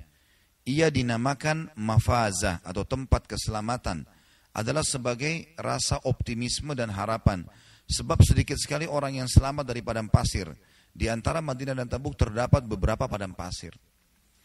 Jadi orang dulu itu kalau jalan di padang pasir, mereka sudah tahu lebih banyak persentase meninggalnya daripada hidupnya. Karena di padang pasir itu bisa kehilangan arah, bisa ada binatang buas, kehabisan air bisa mati, kalau malam tidur tidak bisa terlindungi, padang pasir terbuka semuanya. Ya. Sementara antara Madinah sama Tabuk itu akan melalui beberapa padang pasir. Dan menghadapi jumlah pasukan yang sangat besar, karena jumlah Romawi waktu itu di Tabuk, kurang lebih prajurit perangnya 250.000 orang. Pasukan Nabi SAW 1.000 lebih saja. Beliau menjelaskan kepada kaum muslimin tentang urusan mereka yang sangat serius, agar mereka bersiap-siap dengan segala perbekalan mereka untuk menghadapi perang. Beliau menjelaskan kepada mereka arah mana yang hendak beliau tuju. Jadi satunya peperangan yang Nabi iklankan ke Tabuk, arah jalan kita jelas ke sana. Ya, ini adalah perang Tabuk saja. Orang-orang Islam yang bersama Rasulullah SAW sangat banyak dan mereka tidak didaftar dalam buku induk, maksudnya buku induk negara, maksudnya tidak dijumlah lagi, siapa saja mau ikut-ikut. Gitu. Ka'ab berkata, melanjutkan, maka hampir tidak ada orang yang ingin absen dari perang, semuanya ikut, ini kesempatan, gitu kan? Kecuali dia menduga bahwa hal itu tidak akan diketahui selama tidak ada wahyu dari Allah yang menjelaskan. Jadi yang tidak ikut hanya orang-orang yang mungkin menganggap wahyu tidak akan bongkar nih. Orang-orang munafik sengaja tidak ikut. Nanti ada sekitar 80 orang sekian yang tidak ikut. Ya. Rasulullah SAW berangkat pada perang itu ketika buah-buahan sedang masak dan pohon-pohon menjadi rindang. Artinya sudah sebentar lagi panen. Sampai orang-orang munafik mengatakan, hai muslimin, kalian mau pergi perang, ikut ke Tabuk, jaraknya jauh. Lagi panas, dan ini sebentar lagi panen. Siapa yang mau panen di kebun kalian? Digoda seperti itulah. Maka aku lebih cenderung kepadanya, maksudnya kepada panen kurma daripada peperangan, kata Ka'ab bin Malik. Rasulullah SAW dan kaum muslimin yang bersamanya sedang berkemas-kemas, dan aku pun segera pulang untuk bersiap-siap bersama beliau. Akhirnya aku berpikir untuk ikut perang. Tetapi setelah aku pulang, aku tidak melakukan apa-apa. Aku berkata dalam hati, aku bisa melakukannya kapan saja aku mau. Maksudnya tidak siap-siapin kudanya, tidak siapin pedangnya, tidak siapin tombaknya, baju perang. Saya tidak persiapkan apa-apa, kata dia. Dan aku berkata, aku bisa melakukan kapan saja. Begitulah keenggangan terus menyergapku, hingga orang-orang terus berbenah dengan serius. Maka pada pagi harinya, Rasulullah SAW dan kaum muslimin yang bersamanya berangkat untuk perang. Sementara aku belum melakukan persiapan apa-apa, tanpa sebab. Dia bilang begitu saya tiba-tiba terjadi. Kemudian aku beranjak, lalu aku kembali lagi tanpa melakukan apa-apa. Hal itu berlangsung terus saja padaku hingga mereka berangkat dengan segera dan aku tertinggal perang. Aku bertekad untuk berangkat menyusul mereka. Andai saja aku melakukan saat itu. Maksudnya, ini kan dia cerita setelah peperangan terjadi. Dia ceritain penyesalannya. Waktu itu sebenarnya aku sempat mau nyusul. Waktu Nabi sudah keluar dari Madinah, aku mau nyusul. Tapi aku tidak lakukan. Andai saja aku melakukannya. Namun, kemudian hal tersebut tidak ditakdirkan untukku. Maka ketika aku keluar ke tengah manusia, setelah keberangkatan Rasulullah SAW, aku merasa bersedih. Karena aku tidak melihat seorang panutan untukku. Putuan nomor 48 di bawah, yakni teladan atau orang sepertiku yang keberadaannya bisa sedikit meringankan kesedihanku. Jadi setelah pasukan jauh, si Ka'ab sudah tidak tahu di mana arah pasukan, maka dia bilang, saya tiba-tiba jadi sedih. Waktu saya keluar di Madinah, Madinah kosong, nggak ada orang, nggak ada panutanku, maksudnya tidak ada orang yang bisa aku contohi. Siapa tahu ada di Madinah orang soleh juga yang tidak ikut, gitu. Kemudian dikatakan, aku merasa sedih karena aku tidak melihat seorang panutan untukku, kecuali laki-laki yang tercelah karena kemunafikannya. Kecuali orang-orang munafik ada kelihatan di Madinah. Memang sudah ketahuan orang-orangnya. Atau orang yang diterima uzurnya oleh Allah dari kalangan orang-orang yang lemah. Misal cacat, orang tua, perempuan, anak-anak. Itu yang saja terlihat di Madinah. Madinah kosong. Semua laki-laki yang kuat ikut. Rasulullah SAW tidak menyebut-nyebutku hingga beliau sampai di Tabuk. Jadi selama perjalanan Nabi nggak nanya-nanya. Biasanya Nabi itu tradisinya, SAW, kalau habis sholat, pasti nanya, mana si fulan, mana si fulan. Nabi hafal semua nama sahabatnya. Kalau ada yang sakit, dijenguk. Kalau ada yang tidak terlihat, dicari tahu informasinya. Dalam peperangan lebih-lebih lagi, Nabi absen semuanya. Mana si fulan? Dan Ka'ab bin Malik ini termasuk sahabat yang sangat dekat dengan Nabi SAW. Biasanya Nabi tanya. Kata dia, waktu sudah pulang pasukan, dia tanya, apakah Nabi tanya tentang saya? Para sahabat bilang, selama perjalanan tidak ada. Waktu tiba di Tabuk ditanya. Lalu beliau bersabda sambil duduk di tengah pasukan pada saat sudah tiba di Tabuk, apa yang dilakukan oleh Ka'ab bin Malik? Kenapa dia nggak ada nih? Maka salah seorang dari Bani Salamah, suku anak-anak cabang dari Aus dan Khazraj ya, di Madinah berkata, wahai Rasulullah, dia tertahan oleh pakaian burdahnya dan sibuk melihat kepada kedua sisi tubuhnya. Ini orang Arab biasa mengatakan, tidak ada udhurnya ya Rasulullah. Tapi bahasa santun, yang nahan dia cuma bajunya. Artinya tidak ada yang bisa, baju kan tidak bisa nahan orang. Tapi hanya itu saja. Dan kedua sisi tubuhnya artinya tubuhnya ringan, bisa pergi. Cuma dia tidak ikut. Maka Mu'adz bin Jabal radhiyallahu anhu berkata kepadanya, sungguh buruk apa yang telah kamu ucapkan. Demi Allah ya Rasulullah, kami tidak mengetahui apa yang ada padanya melainkan kebaikan. Maksudnya Mu'adz bin Jabal membela Ka'ab bin Malik. Ya. Dia bilang sama sahabat ini, buruk yang kamu ucapkan itu. Karena kami tidak tahu ya Rasulullah kecuali kebaikan. Ka'ab bin Malik ini orang soleh. Sholat malamnya, sholatnya, semua sedekahnya luar biasa. Kami tidak tahu kecuali kebaikan. Maka Rasulullah SAW diam. Tak kala beliau dalam keadaan seperti itu, tiba-tiba beliau melihat dari kejauhan seorang laki-laki yang mengenakan pakaian putih yang terlihat bergerak terombang-ambing oleh fata morgana. Maka Rasulullah SAW bersabda, orang itu adalah Abu Khaythamah. Ternyata benar, dia adalah Abu Khaythamah al-Ansari, orang yang bersedekah dengan satu sak kurma ketika dicela oleh orang-orang munafik. Dan itu ada footnote nomor 50, mereka menghina dan mencelanya dengan mengatakan Allah tidak memerlukan saknya orang ini. Sak itu timbangan kurma, takaran kurma. Satu sak kurang lebih 2,5 kilo.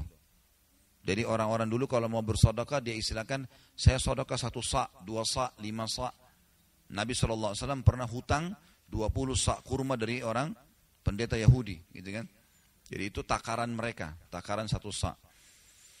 Jadi ternyata ada orang yang nyusul pasukan, berhasil sampai di Tabuk, namanya Abu Khaythamah. Abu Khaythamah ini adalah salah satu sahabat dari Ansar yang waktu dia menyumbang, waktu orang mau perang, orang kan semua nyumbang emas, nyumbang kuda, nyumbang unta, nyumbang pedang. Abu Khaythamah karena gak punya apa-apa nyumbang dengan 1 sak kurma. Itu yang dia punya. Dan orang-orang munafik menghina itu. Makanya Ka'ab menceritakan. Ka'ab berkata, tak kala sampai berita kepadaku bahwa Rasulullah SAW telah pulang dari Tabuk. Sebulan kemudian, karena 1 bulan Nabi tunggu di sana. Pulang. Kesedihanku datang lagi. Aku mulai mengingat dusta. Maksudnya aku tiba-tiba ingin berdusta. Terlintas di hatiku itu. Dan berkata, dengan apa aku bisa lolos dari kemurkahannya bila beliau besok? Ya, mulai berpikir, kira-kira apa yang harus aku lakukan ya, apa yang harus aku ucapkan. Untuk hal itu aku meminta bantuan kepada semua orang yang cerdik pemikirannya dari keluargaku. Kira-kira apa nih alasanku besok kalau Nabi tanya? Kenapa sih Nabi tanya nih? Maka tak kala diberitahukan bahwa Rasulullah SAW telah mendekati Madinah, hilanglah dari diriku segala pikiran yang batil. Yang tadi mau dusta, udah enggak ada, buyar semua. Hingga aku benar-benar mengetahui bahwa aku tidak akan selamat dari beliau dengan cara apapun selamanya. Maka aku bertekad untuk bersikap apa? Jujur pada beliau. Nanti akan kita ambil pelajaran diantaranya. Jujur ini luar biasa hasilnya. Rasulullah SAW tiba pada keesokan harinya. Dan biasanya apabila beliau pulang dari safar, ini hukum lain lagi. Beliau SAW memulai dengan masjid. Beliau melakukan sholat 2 rakaat kemudian duduk di hadapan orang-orang. Jadi namanya sholat sunnah tiba safar. Ya. Setiap tiba safar, Nabi sebelum pulang ke rumah, ke masjid sholat 2 rakaat dulu. Jadi kayak kita tiba di bandara, mampir musola, sholat 2 rakaat. Niatnya dalam hati, sholat datang dari safar. Ya. Ini tradisi Nabi SAW. Ketika beliau melakukan demikian, orang-orang yang tidak ikut perang mendatangi beliau untuk menjelaskan uzurnya dan bersumpah kepada beliau. Mereka berjumlah kurang lebih 80 orang. Maka beliau menerima lahirnya mereka. Jadi orang-orang munafik pada datang, ya Rasulullah maafin kami betul-betul tidak bisa pergi karena ada yang bilang lupa, ada yang bilang istrinya sakit, ada yang bilang anaknya sakit, bohong semua ini. 80 orang munafik ini semuanya bohong. Maka Nabi SAW menerima lahir mereka. Maksudnya apa yang mereka ucapin saja. Membaiat mereka, mengatakan baiklah, selama kalian masih tetap muslim, dan memohon ampun untuk mereka, serta menyerahkan rahasia mereka kepada Allah. hingga aku yang datang, kata Ka'ab. Tak kala aku mengucapkan salam, beliau tersenyum dengan senyuman orang yang sedang marah. Kemudian beliau berkata, kemarilah. Aku datang berjalan hingga aku duduk di hadapan beliau. Beliau berkata kepadaku, apa yang membuatmu tidak ikut serta berperang? Bukankah kamu telah membeli kendaraanmu? Ada tunggangan baru kamu. Kenapa nggak pakai berperang?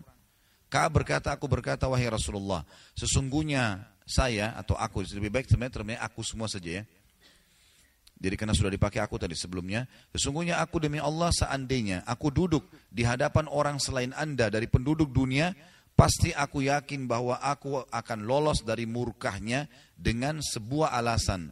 Maksudnya aku bisa bohongin. Karena aku telah diberi kemampuan untuk berdebat. Di situ footnote nomor 51, yakni kefasihan, kelancaran, dan keahlian dalam berbicara. Ka'ab bin Malik terkenal orang yang cerdas.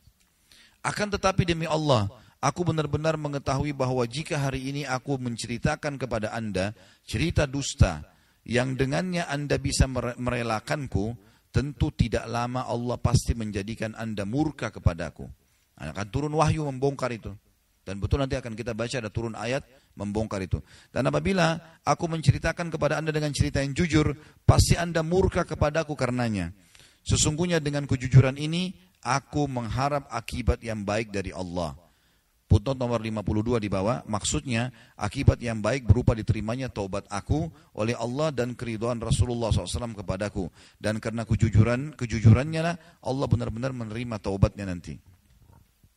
Demi Allah, aku tidak memiliki uzur. Jujur dia, ya Rasulullah tidak ada uzur. Sehat, kuat, harta ada. Tiba-tiba aja aku malas gitu. Apa adanya sampaikan, ngaku. Demi Allah, aku tidak pernah sekuat dan sekaya daripada ketika aku absen dari perang Tabuk ini bersama Anda. Kata Ka'ab, maka Rasulullah SAW bersabda, adapun orang ini, tadi kan ada 80 orang dusta semua tuh. Ka'ab datang, kata Nabi, adapun orang ini ditunjuk depan para sahabat, maka dia telah berkata jujur, maka berdirilah, ya, maksudnya pulanglah ke rumahmu hingga Allah memberikan keputusan tentangmu. Nanti akan turun wahyu mengingatkan, kau diterima tobatmu atau tidak. Kenapa nggak ikut perang? Nggak ada alasan, Rasulullah panggil. Beberapa orang dari Bani Salamah berjalan mengikutiku. Mereka mengatakan kepadaku, demi Allah, kami tidak pernah mendapatimu berbuat dosa sebelum ini. Ternyata engkau tidak mampu mengajukan udzur kepada Rasulullah SAW seperti udzur yang diajukan oleh orang-orang lain yang absen. Padahal istighfar Rasulullah SAW untukmu telah cukup untuk menghapus dosamu. Karena Nabi SAW tadi bilang kepada orang-orang munafik, ya sudahlah, semoga Allah ampuni kalian. Kata orang-orang Bani Salamah kepada Ka'ab, tadi kalau kau mengaku saja, bilang saja apa, udzur bohong, gitu kan? Maka Nabi akan istighfar untukmu. Ka'ab berkata, demi Allah, mereka terus mencelaku hingga aku ingin kembali kepada Rasulullah SAW untuk mendustakan diriku. Kemudian aku katakan kepada mereka, apakah ada seseorang yang mengalami hal seperti ini denganku? Ada enggak penduduk Madinah, bukan orang munafik, yang juga tidak ikut perang selain aku? Mereka menjawab, iya, ada 2 orang lagi yang mengalami hal seperti ini bersamamu. Mereka mengatakan sama dengan apa yang kamu katakan, dan dijawab dengan jawaban yang sama yang diberikan kepadamu. Ternyata selain Ka'ab ada 2 orang lagi. Ka'ab berkata, aku bertanya, siapa mereka? Siapa 2 orang itu yang tidak ikut? Kata mereka, Murarah bin Ar-Rabi al-Umari atau al-Amri dan Hilal bin Umayyah al-Waqifi. Ka'ab berkata, ternyata mereka menyebutkan 2 nama orang saleh. 2 ini terkenal saleh. Dan yang lebih hebat lagi, 2-duanya telah ikut dalam perang Badar. Artinya dapat jaminan surga. Gitu kan? Ini juga tidak ikut perang. Yang tidak ikut dalam perang Badar dan pada diri mereka ada keteladanan. Artinya orang saleh, enggak mungkin mereka tidak ikut. Pasti ada sebabnya. Ka'ab berkata, maka aku pergi kepada mereka ketika mereka menyebut 2 orang itu kepadaku. Rasulullah SAW, maksudnya Ka'ab pergi menemui 2 orang itu. Ya. Rasulullah SAW melarang orang-orang untuk berbicara dengan kami bertiga. 3 orang khususnya, seluruh Madinah enggak boleh ada yang ajak ngomong. Dari sekian banyak orang yang tidak ikut perang, orang-orang munafik dibiarin aja. Tapi 3 orang ini karena mereka orang beriman malah dihukum. Enggak boleh ada yang bicara. Maka orang-orang pun menjauhi kami. Atau dia berkata, mereka berubah sikapnya kepada kami. Sehingga menurutku, bumi ini telah berubah. Seakan-akan tidak enak lagi, sudah nggak nyaman. Semua sekitarnya tidak ada yang salam, nggak ada yang jawab salam, nggak ada yang ngajak ngomong. Bumi ini bukan bumi yang aku kenal. Kami mengalami suasana seperti itu selama 50 malam. Adapun 2 orang sahabatku, maksudnya tadi 2 orang itu adalah Murarah bin Rabi dengan Hilal bin Umayyah, yang soleh tadi. Maka mereka merasa minder dan berdiam diri di rumahnya sambil menangis. Adapun aku adalah yang termuda dan yang paling tegar.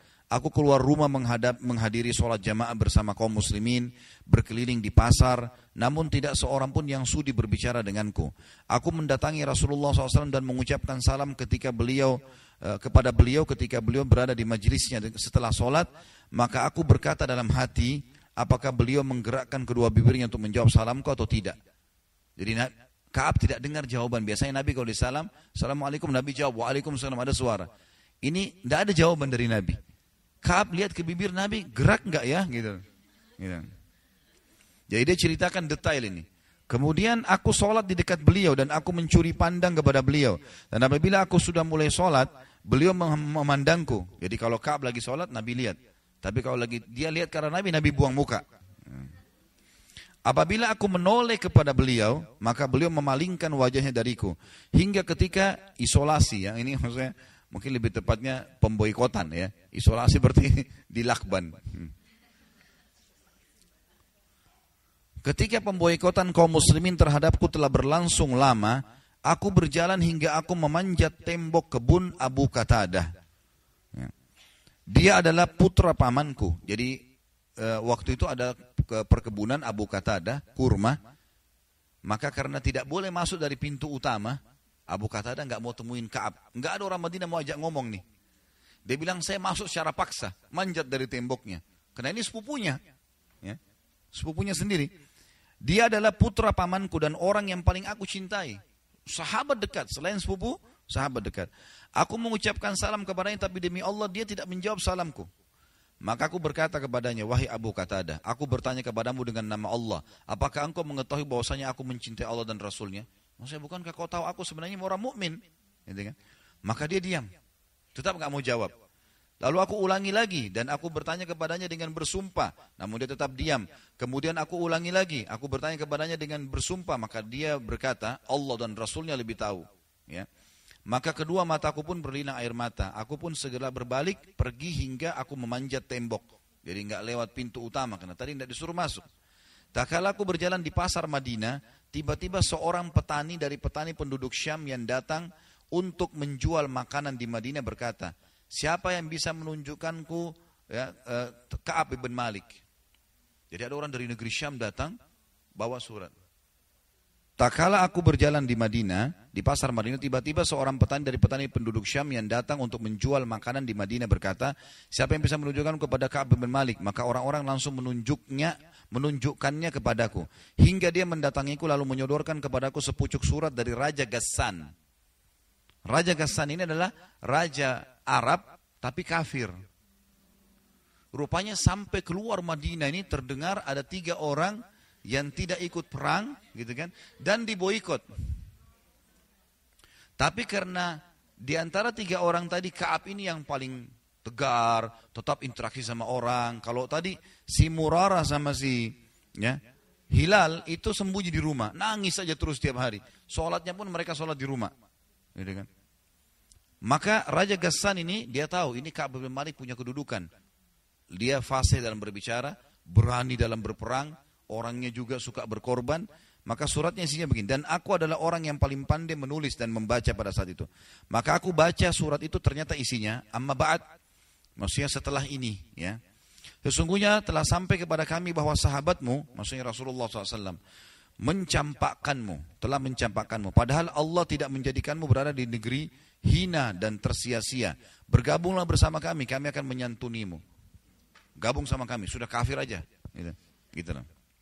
Ketika aku membacanya, aku berkata, ini juga bagian dari cobaan.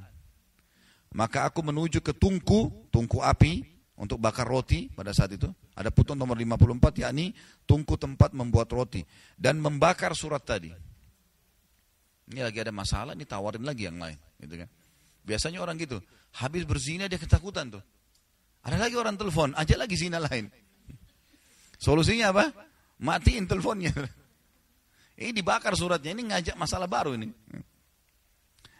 Kemudian hingga tak kala telah berlalu 40 hari dari 50 hari dan wahyu tidak kunjung turun juga, utusan Rasulullah SAW mendatangi lalu dia berkata, jadi sudah 40 hari wahyu nggak turun. Biasanya ada kasus baru terjadi hari ini, siang sudah turun wahyu. Kadang-kadang waktu itu juga, kadang-kadang sehari. Ya maksimal mungkin berapa hari sudah turun wahyu. Ini sudah 40 hari nggak ada wahyu dari langit. Jadi tidak ada pemberitahuan, gitu kan? Maka datang perintah baru dari Nabi apa? Ini lebih berat lagi. Utusan Nabi datang, sesungguhnya Rasulullah memerintahkanmu agar kau menjauhi istrimu. Nggak boleh berhubungan badan. Jauhi istrimu. Ya. Aku berkata, apakah aku harus menceraikannya atau apa yang harus aku perbuat? Perintah maksudnya jauhi ini suruh ceraikan atau hanya tidak boleh sentuh? Maka dia berkata utusan Rasulullah, tidak cerai, tapi jauhi dia dan jangan mendekatinya. Orang Arab menggunakan bahasa santun, jangan dekati, maksudnya jangan gauli. Ya. Dan beliau mengutus kepada kedua sahabatku juga pesan yang serupa. Dua orang tadi yang itu juga, nggak boleh sentuh istrinya juga. Gitu kan. Dikatakan di sini, maka aku katakan kepada istriku, pulanglah ke rumah keluargamu, tinggallah bersama mereka hingga Allah memutuskan perkara ini. Jadi lihat bagaimana ikhlasnya Ka'ab menerima ini. Dia tahu dia salah, tapi dia sabarin, udah hukuman apapun saya sedia. Maka istri Hilal bin Umayyah, siapa Hilal ini? Salah satu tadi dari 3 orang itu. Ada satu orang namanya Hilal, yang nangis saja di rumahnya. Maka istri Hilal datang kepada Rasulullah SAW dan berkata kepada beliau, wahai Rasulullah, sesungguhnya Hilal bin Umayyah, suamiku ini, yang sedang diboikot nih, adalah orang tua yang tidak bisa melayani dirinya sendiri. Dan dia tidak memiliki pembantu, apakah anda keberatan bila aku melayaninya? Makannya, minumnya, cuci bajunya, tetap bisa enggak? Beliau mengatakan, tidak keberatan. Tapi jangan sampai dia mendekatimu. Enggak boleh sentuhan. Hukum begitu pada saat itu, enggak boleh. Maka dia berkata, demi Allah, sesungguhnya tidak ada lagi padanya keinginan kepada apapun. Kata istrinya Hilal tadi, ya Rasulullah, Hilal sudah enggak butuh biologis. Sudah sangat tua. Dan demi Allah, dia terus-menerus menangis semenjak hari itu hingga hari ini. Maka sebagian keluargaku berkata kepadaku, bagaimana kalau engkau juga meminta izin? Maksudnya kembali kepada Ka'ab bin Malik. Waktu ternyata Nabi izinkan istrinya Hilal tetap melayani, ya kan?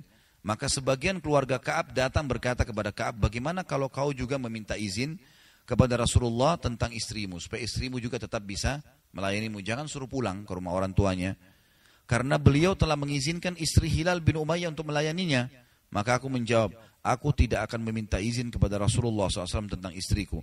Siapa yang tahu apa yang akan dikatakan oleh Rasulullah SAW jika aku meminta izin kepada beliau tentang istriku. Karena aku adalah laki-laki yang masih muda, maka aku tetap menjalani hidup seperti ini selama 10 malam hingga genaplah bagi kami 50 malam semenjak diberlakukan larangan berbicara dengan kami. Kemudian aku sholat subuh pada pagi hari yang ke-50 di atas atap salah satu rumah kami, maksudnya rumah penduduk Madinah, ketika aku sedang duduk dalam keadaan yang telah disebutkan oleh Allah Ta'ala tentang kami, sementara maksudnya duduk dalam kondisi jiwaku tertekan, gak ada yang ajak ngomong, 50 hari diboikot. Sementara jiwaku yang terasa sempit dan bumi pun telah menjadi sempit bagiku, padahal bumi itu luas. Tiba-tiba aku mendengar suara orang yang berteriak dengan suara keras dari atas gunung Sala. Dan gunung Sala ini, ya, itu adalah salah satu gunung di Madinah untuk menyampaikan iklan, informasi. Karena gunungnya bukit lah ya, bukan gunung, bukit yang bisa orang muda naik dan suaranya lebih terdengar pada saat teriak dari situ. Dia berteriak dengan suaranya yang paling keras, wahai Ka'ab bin Malik, bergembiralah. Maka aku langsung menyungkur sujud. Dan aku tahu bahwa jalan keluar telah datang.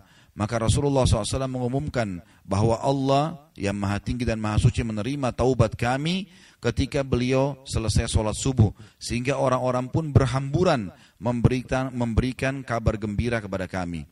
Kepada kedua sahabatku pun telah ada orang-orang yang memberikan kabar gembira. Ada seseorang yang menunggangi kuda dengan kencang menujuku, dan ada lagi dari Bani Aslam yang lari menujuku. Dia naik ke atas gunung, dan suara itu lebih cepat daripada kuda. Maksudnya sampai kepadaku.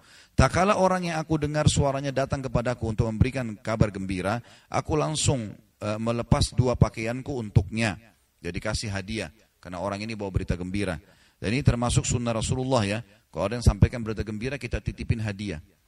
Misal kalau laki-laki misalnya istrinya melahirkan, terus datang dokternya mengatakan baru melahirkan anak perempuan, anak laki-laki. Itu sunnahnya sebenarnya dia berikan hadiah. Lalu aku pakaikan keduanya kepadanya. Karena gembiranya, bajunya dibuka. Baju luar dan baju dalamnya dibuka, dikasih ke orang itu. Lalu aku meminjam 2 pakaian dan memakainya. Dan aku berangkat menuju Rasulullah SAW. Maka orang-orang secara berbondong-bondong menemuiku. Mereka mengucapkan selamat atas diterimanya taubatku oleh Allah. Mereka mengucapkan kepadaku, semoga penerimaan Allah atas taubatmu membuatmu bahagia. Hingga aku masuk masjid, ternyata Rasulullah SAW sedang duduk dikerumuni oleh orang-orang. Maka Talha bin Ubaidillah radhiyallahu anhu, Talha bin Ubaidillah salah satu yang dijamin masuk surga dari 10 orang sahabat, berjalan dengan cepat, setengah berlari, hingga menjabat tanganku dan mengucapkan selamat kepadaku. Demi Allah, tidak ada seorang pun dari kaum muhajirin yang berdiri selain beliau, dan Ka'ab tidak pernah melupakan perbuatan Talha itu. Dia termasuk berita gembira, kalau memang Allah terima taubat, ada berita gembira, kita ucapkan selamat pada orang itu. Misal dia dulu buruk, sekarang dia sudah berubah. Selamat ya, sudah masuk ke dalam jalurnya orang-orang beriman lah. Gitu.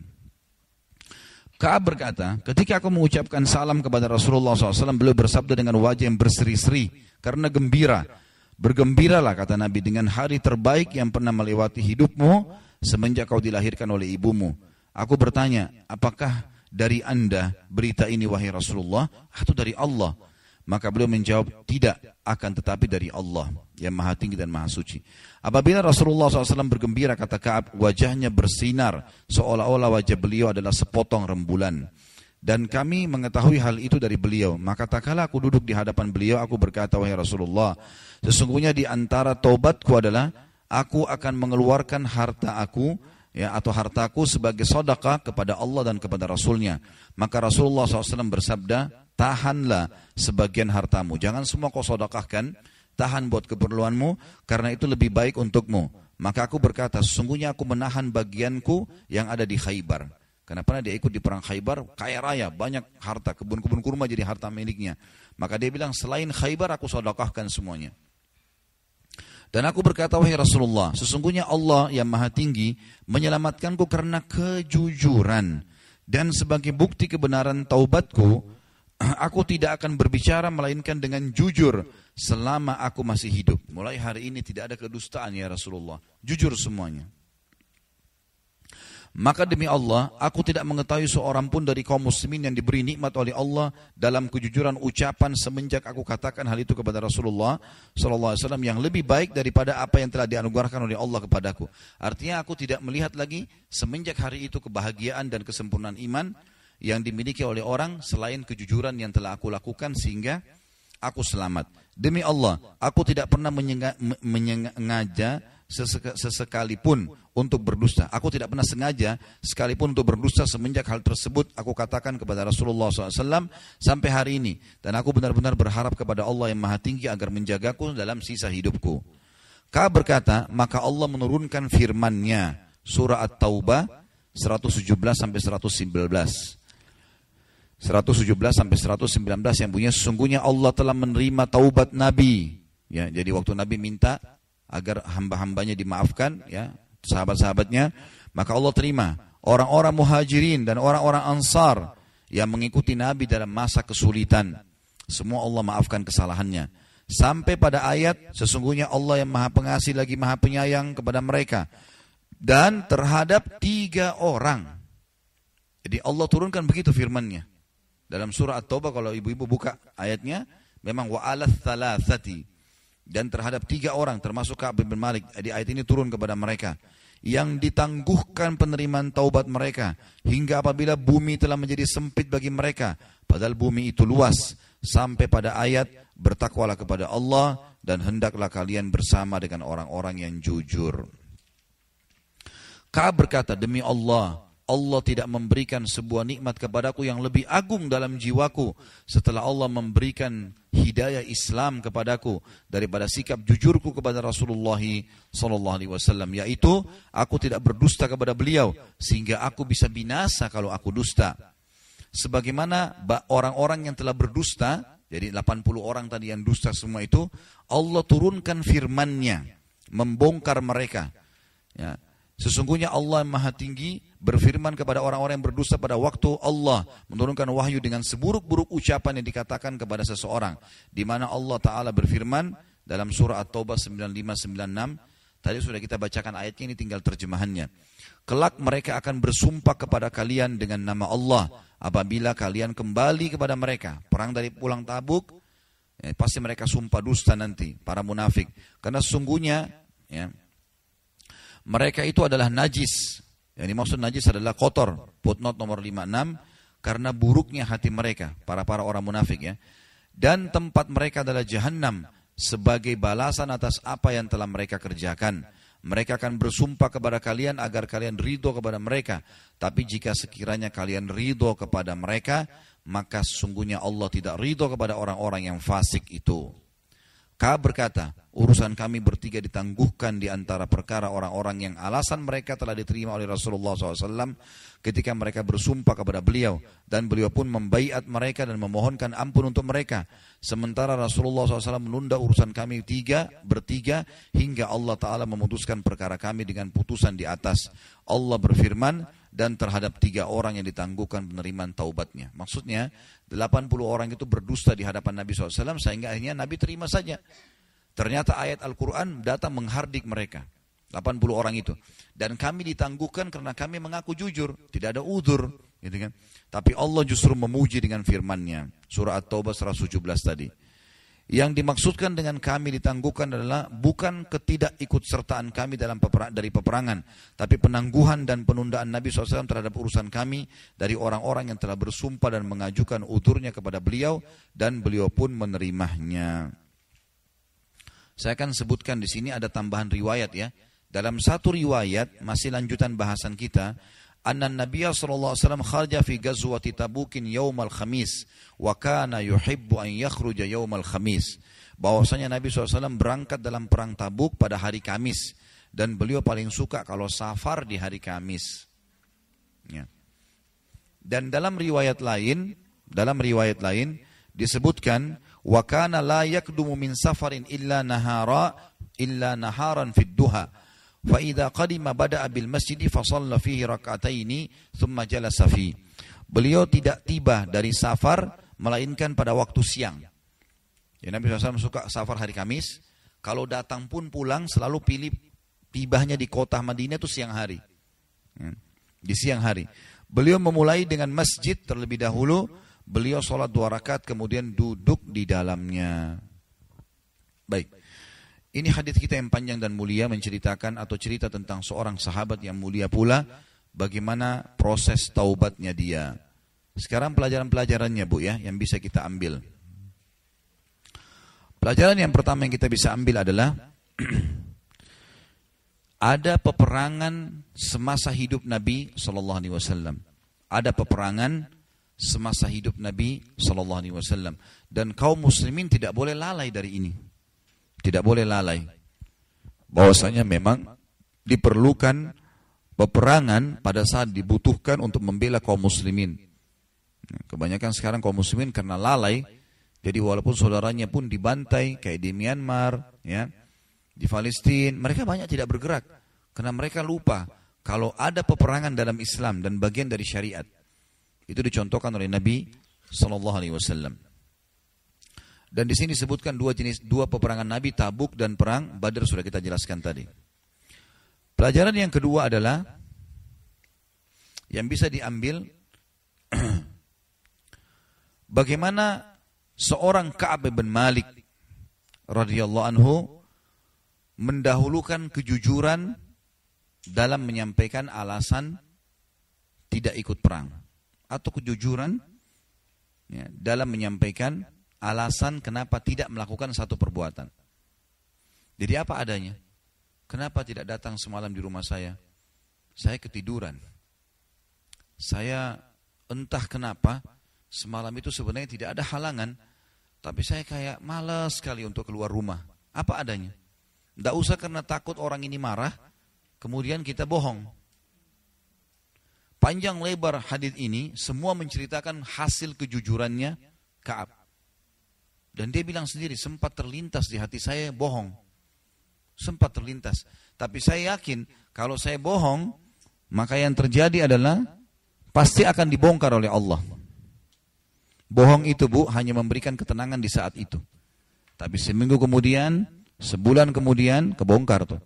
Dan kalau kebongkar memalukan. Apa adanya. Suami ibu pulang ke rumah, kenapa enggak masak? Tadi saya malas sekali. Ya. Tapi bisa enggak? Ya apa ada? Kalau memang betul malas ya. Tadi enggak tahu kenapa saya malas sekali. Tapi bisa enggak izinkan saya sekarang kalau saya mau masak? Bisa. Misal. Ya, apa adanya? Enggak usah bilang, oh tadi ada tamu datang. Enggak ada tamu. Bohong. Untuk apa bohong ini? Contoh saja kepada hal-hal yang sepele. Atau apa saja. Banyak orang tua bohong sama anaknya. Kenapa mama ini enggak bangunin aku tadi? Oh ya mama juga ketiduran, padahal sebenarnya tidak. Atau apalah ya. Jadi enggak usah bohong, apa adanya. Ajarkan kejujuran. Buat diri kita karena Allah mengawasi dan juga buat orang lingkungan kita. Apa adanya. Sampaikan apa adanya. Biarkan orang mengetahui kalau orang ini, kalau dia ngomong, enggak ada yang perlu diragukan. Salah-salah ya benar-benar. Itu pelajaran yang penting. Jadi tadi di sini bagaimana kejujuran Ka'ab bin Malik. Tentu kalau kita tambahkan di sini poin ketiga, manfaat ketiga adalah pentingnya jujur dalam kehidupan seorang muslim. Pentingnya kejujuran dalam kehidupan seorang muslim. Ya. Dan banyak sekali hadis yang berhubungan dengan masalah kejujuran ini. Seperti kata Nabi SAW, lazimi kejujuran walaupun di depan mata kalian kehancuran. Kita anggap ini kalau kita jujur gagal, gak ada masalah. Biarin aja. Pasti Allah akan berikan jalan keluar. Dan jauhi dusta walaupun depan mata kalian keberhasilan. Karena pasti gagal. Ini mobilnya Bu, yang mau dijual pernah tabrakan gak? Oh gak pernah. Padahal sudah 10 kali tabrakan. Alasannya supaya laku. Pasti pembelinya pergi gak jadi beli tuh. Oh pernah tabrakan. Sisi kanan mobil. Tapi saya sudah masukin bengkel, silakan dicek. Jujur apa adanya. Laku tuh mobilnya. Jujur adalah kata kunci semuanya. Ya. Kemudian di sini juga dikatakan, ya, atau faedah yang ketiga yang kita bisa ambil, faedah yang keempat ya. Sebenarnya tadi yang ketiga sama kedua itu sama. Cuma saya bilang kalau kita mau tulis poin ketiga, bisa kita tulis. Baiklah, yang keempat. Di sini fadilah jihad, fadilah berjihad di jalan Allah dan mendahulukan jihad daripada urusan dunia. Di sini kita lihat ambil pelajaran dari kasus di Madinah waktu itu lagi panas-panasnya, sebentar lagi panen kurma dan itu adalah pekerjaan utama penduduk Madinah. Mereka tinggalkan dan mereka pergi berjihad di jalan Allah.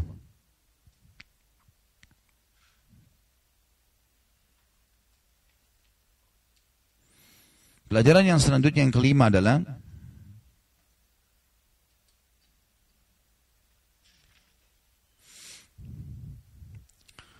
Allah Subhanahu wa taala akan memberikan dukungannya kepada orang-orang mukmin.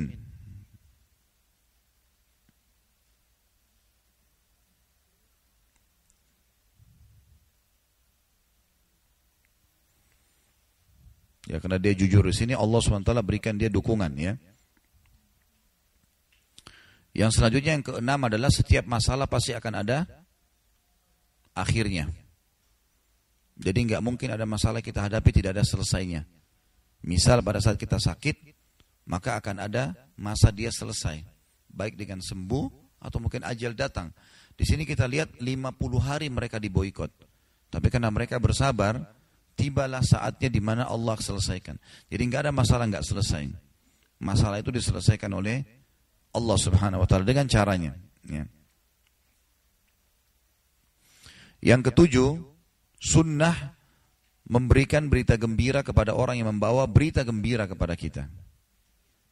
Memberikan hadiah, membalas dengan berita gembira. Sunnah memberikan hadiah kepada orang yang membawakan berita gembira kepada kita.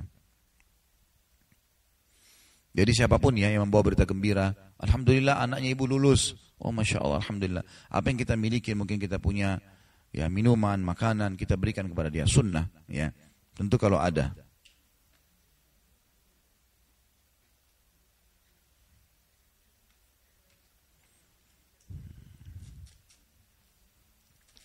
Kemudian yang kedelapan adalah sunnah safar di hari Kamis.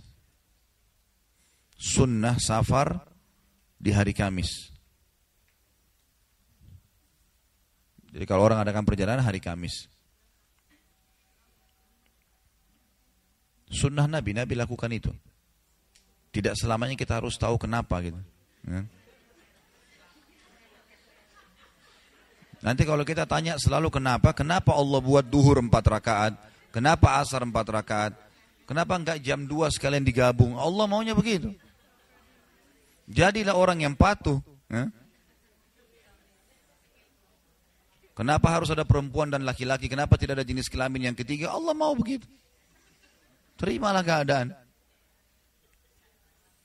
Yang kesembilan, ya, sunnah bila datang dari safar di siang hari. Sunnah kalau datang dari safar siang hari. Cari penerbangan kalau kita sekarang tiba di kota kita di siang hari. Sore hari masih terang. Ini sebagian ulama menambahkan mengatakan ini akan mendatangkan ketenteraman jiwa. Kalau malam itu sudah capek, gelap, udah banyak hal yang sebenarnya lebih baik dihindari. Yang terakhir yang ke-10 adalah sunnah sholat 2 rakaat pada saat datang dari safar. Sunnah sholat 2 rakaat pada saat datang dari safar. Ini faedah-faedah yang bisa diambil dari hadis kita. Allahu a'lam. Mungkin bagi saya kita berdoa kepada Allah Subhanahu wa taala, semoga majelis kita diberkahi olehnya, dijadikan sebagai tambahan kita pada hari kiamat, tambahan amal kita pada hari kiamat, dan semoga semua amal soleh yang pernah kita kerjakan dan yang akan kita kerjakan sampai akhir hayat kita diterima dengan kemahamurahannya, dan semoga semua dosa yang pernah kita kerjakan sekecil sampai sebesar apapun semuanya dimaafkan dan diganti menjadi pahala dengan kemahamurahannya. Dan kita doakan Indonesia, seluruh jajaran pemerintahan dan juga semua masyarakatnya yang muslim kembali kepada Al-Quran dan Sunnah, menegakkan Islam, dan semoga saja Jakarta secara khusus diberikan pemimpin muslim yang adil, yang kembali kepada Al-Quran dan Sunnah. Dan kita doakan saudara kita di Palestina, di Syria, di Yaman, di Irak, di Myanmar, di Ahsa, dimanapun mereka berada sedang tertindas, semoga Allah ikhlaskan niat mereka, terima para syuhada mereka, mulakan Islam di tangan mereka dan tangan kita semua, dan semoga Allah partisipasikan kita bersama mereka di pahala, baik dengan doa dan harta juga dengan jiwa kita. Dan semoga Allah dengan kemahamurahannya menyatukan kita semua di surga Firdausnya tanpa hisab, mana satukan kita di majelis ilmu yang mulia ini.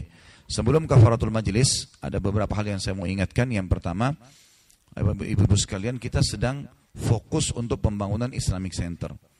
Yang ingin punya amal jariah, kesempatan untuk itu.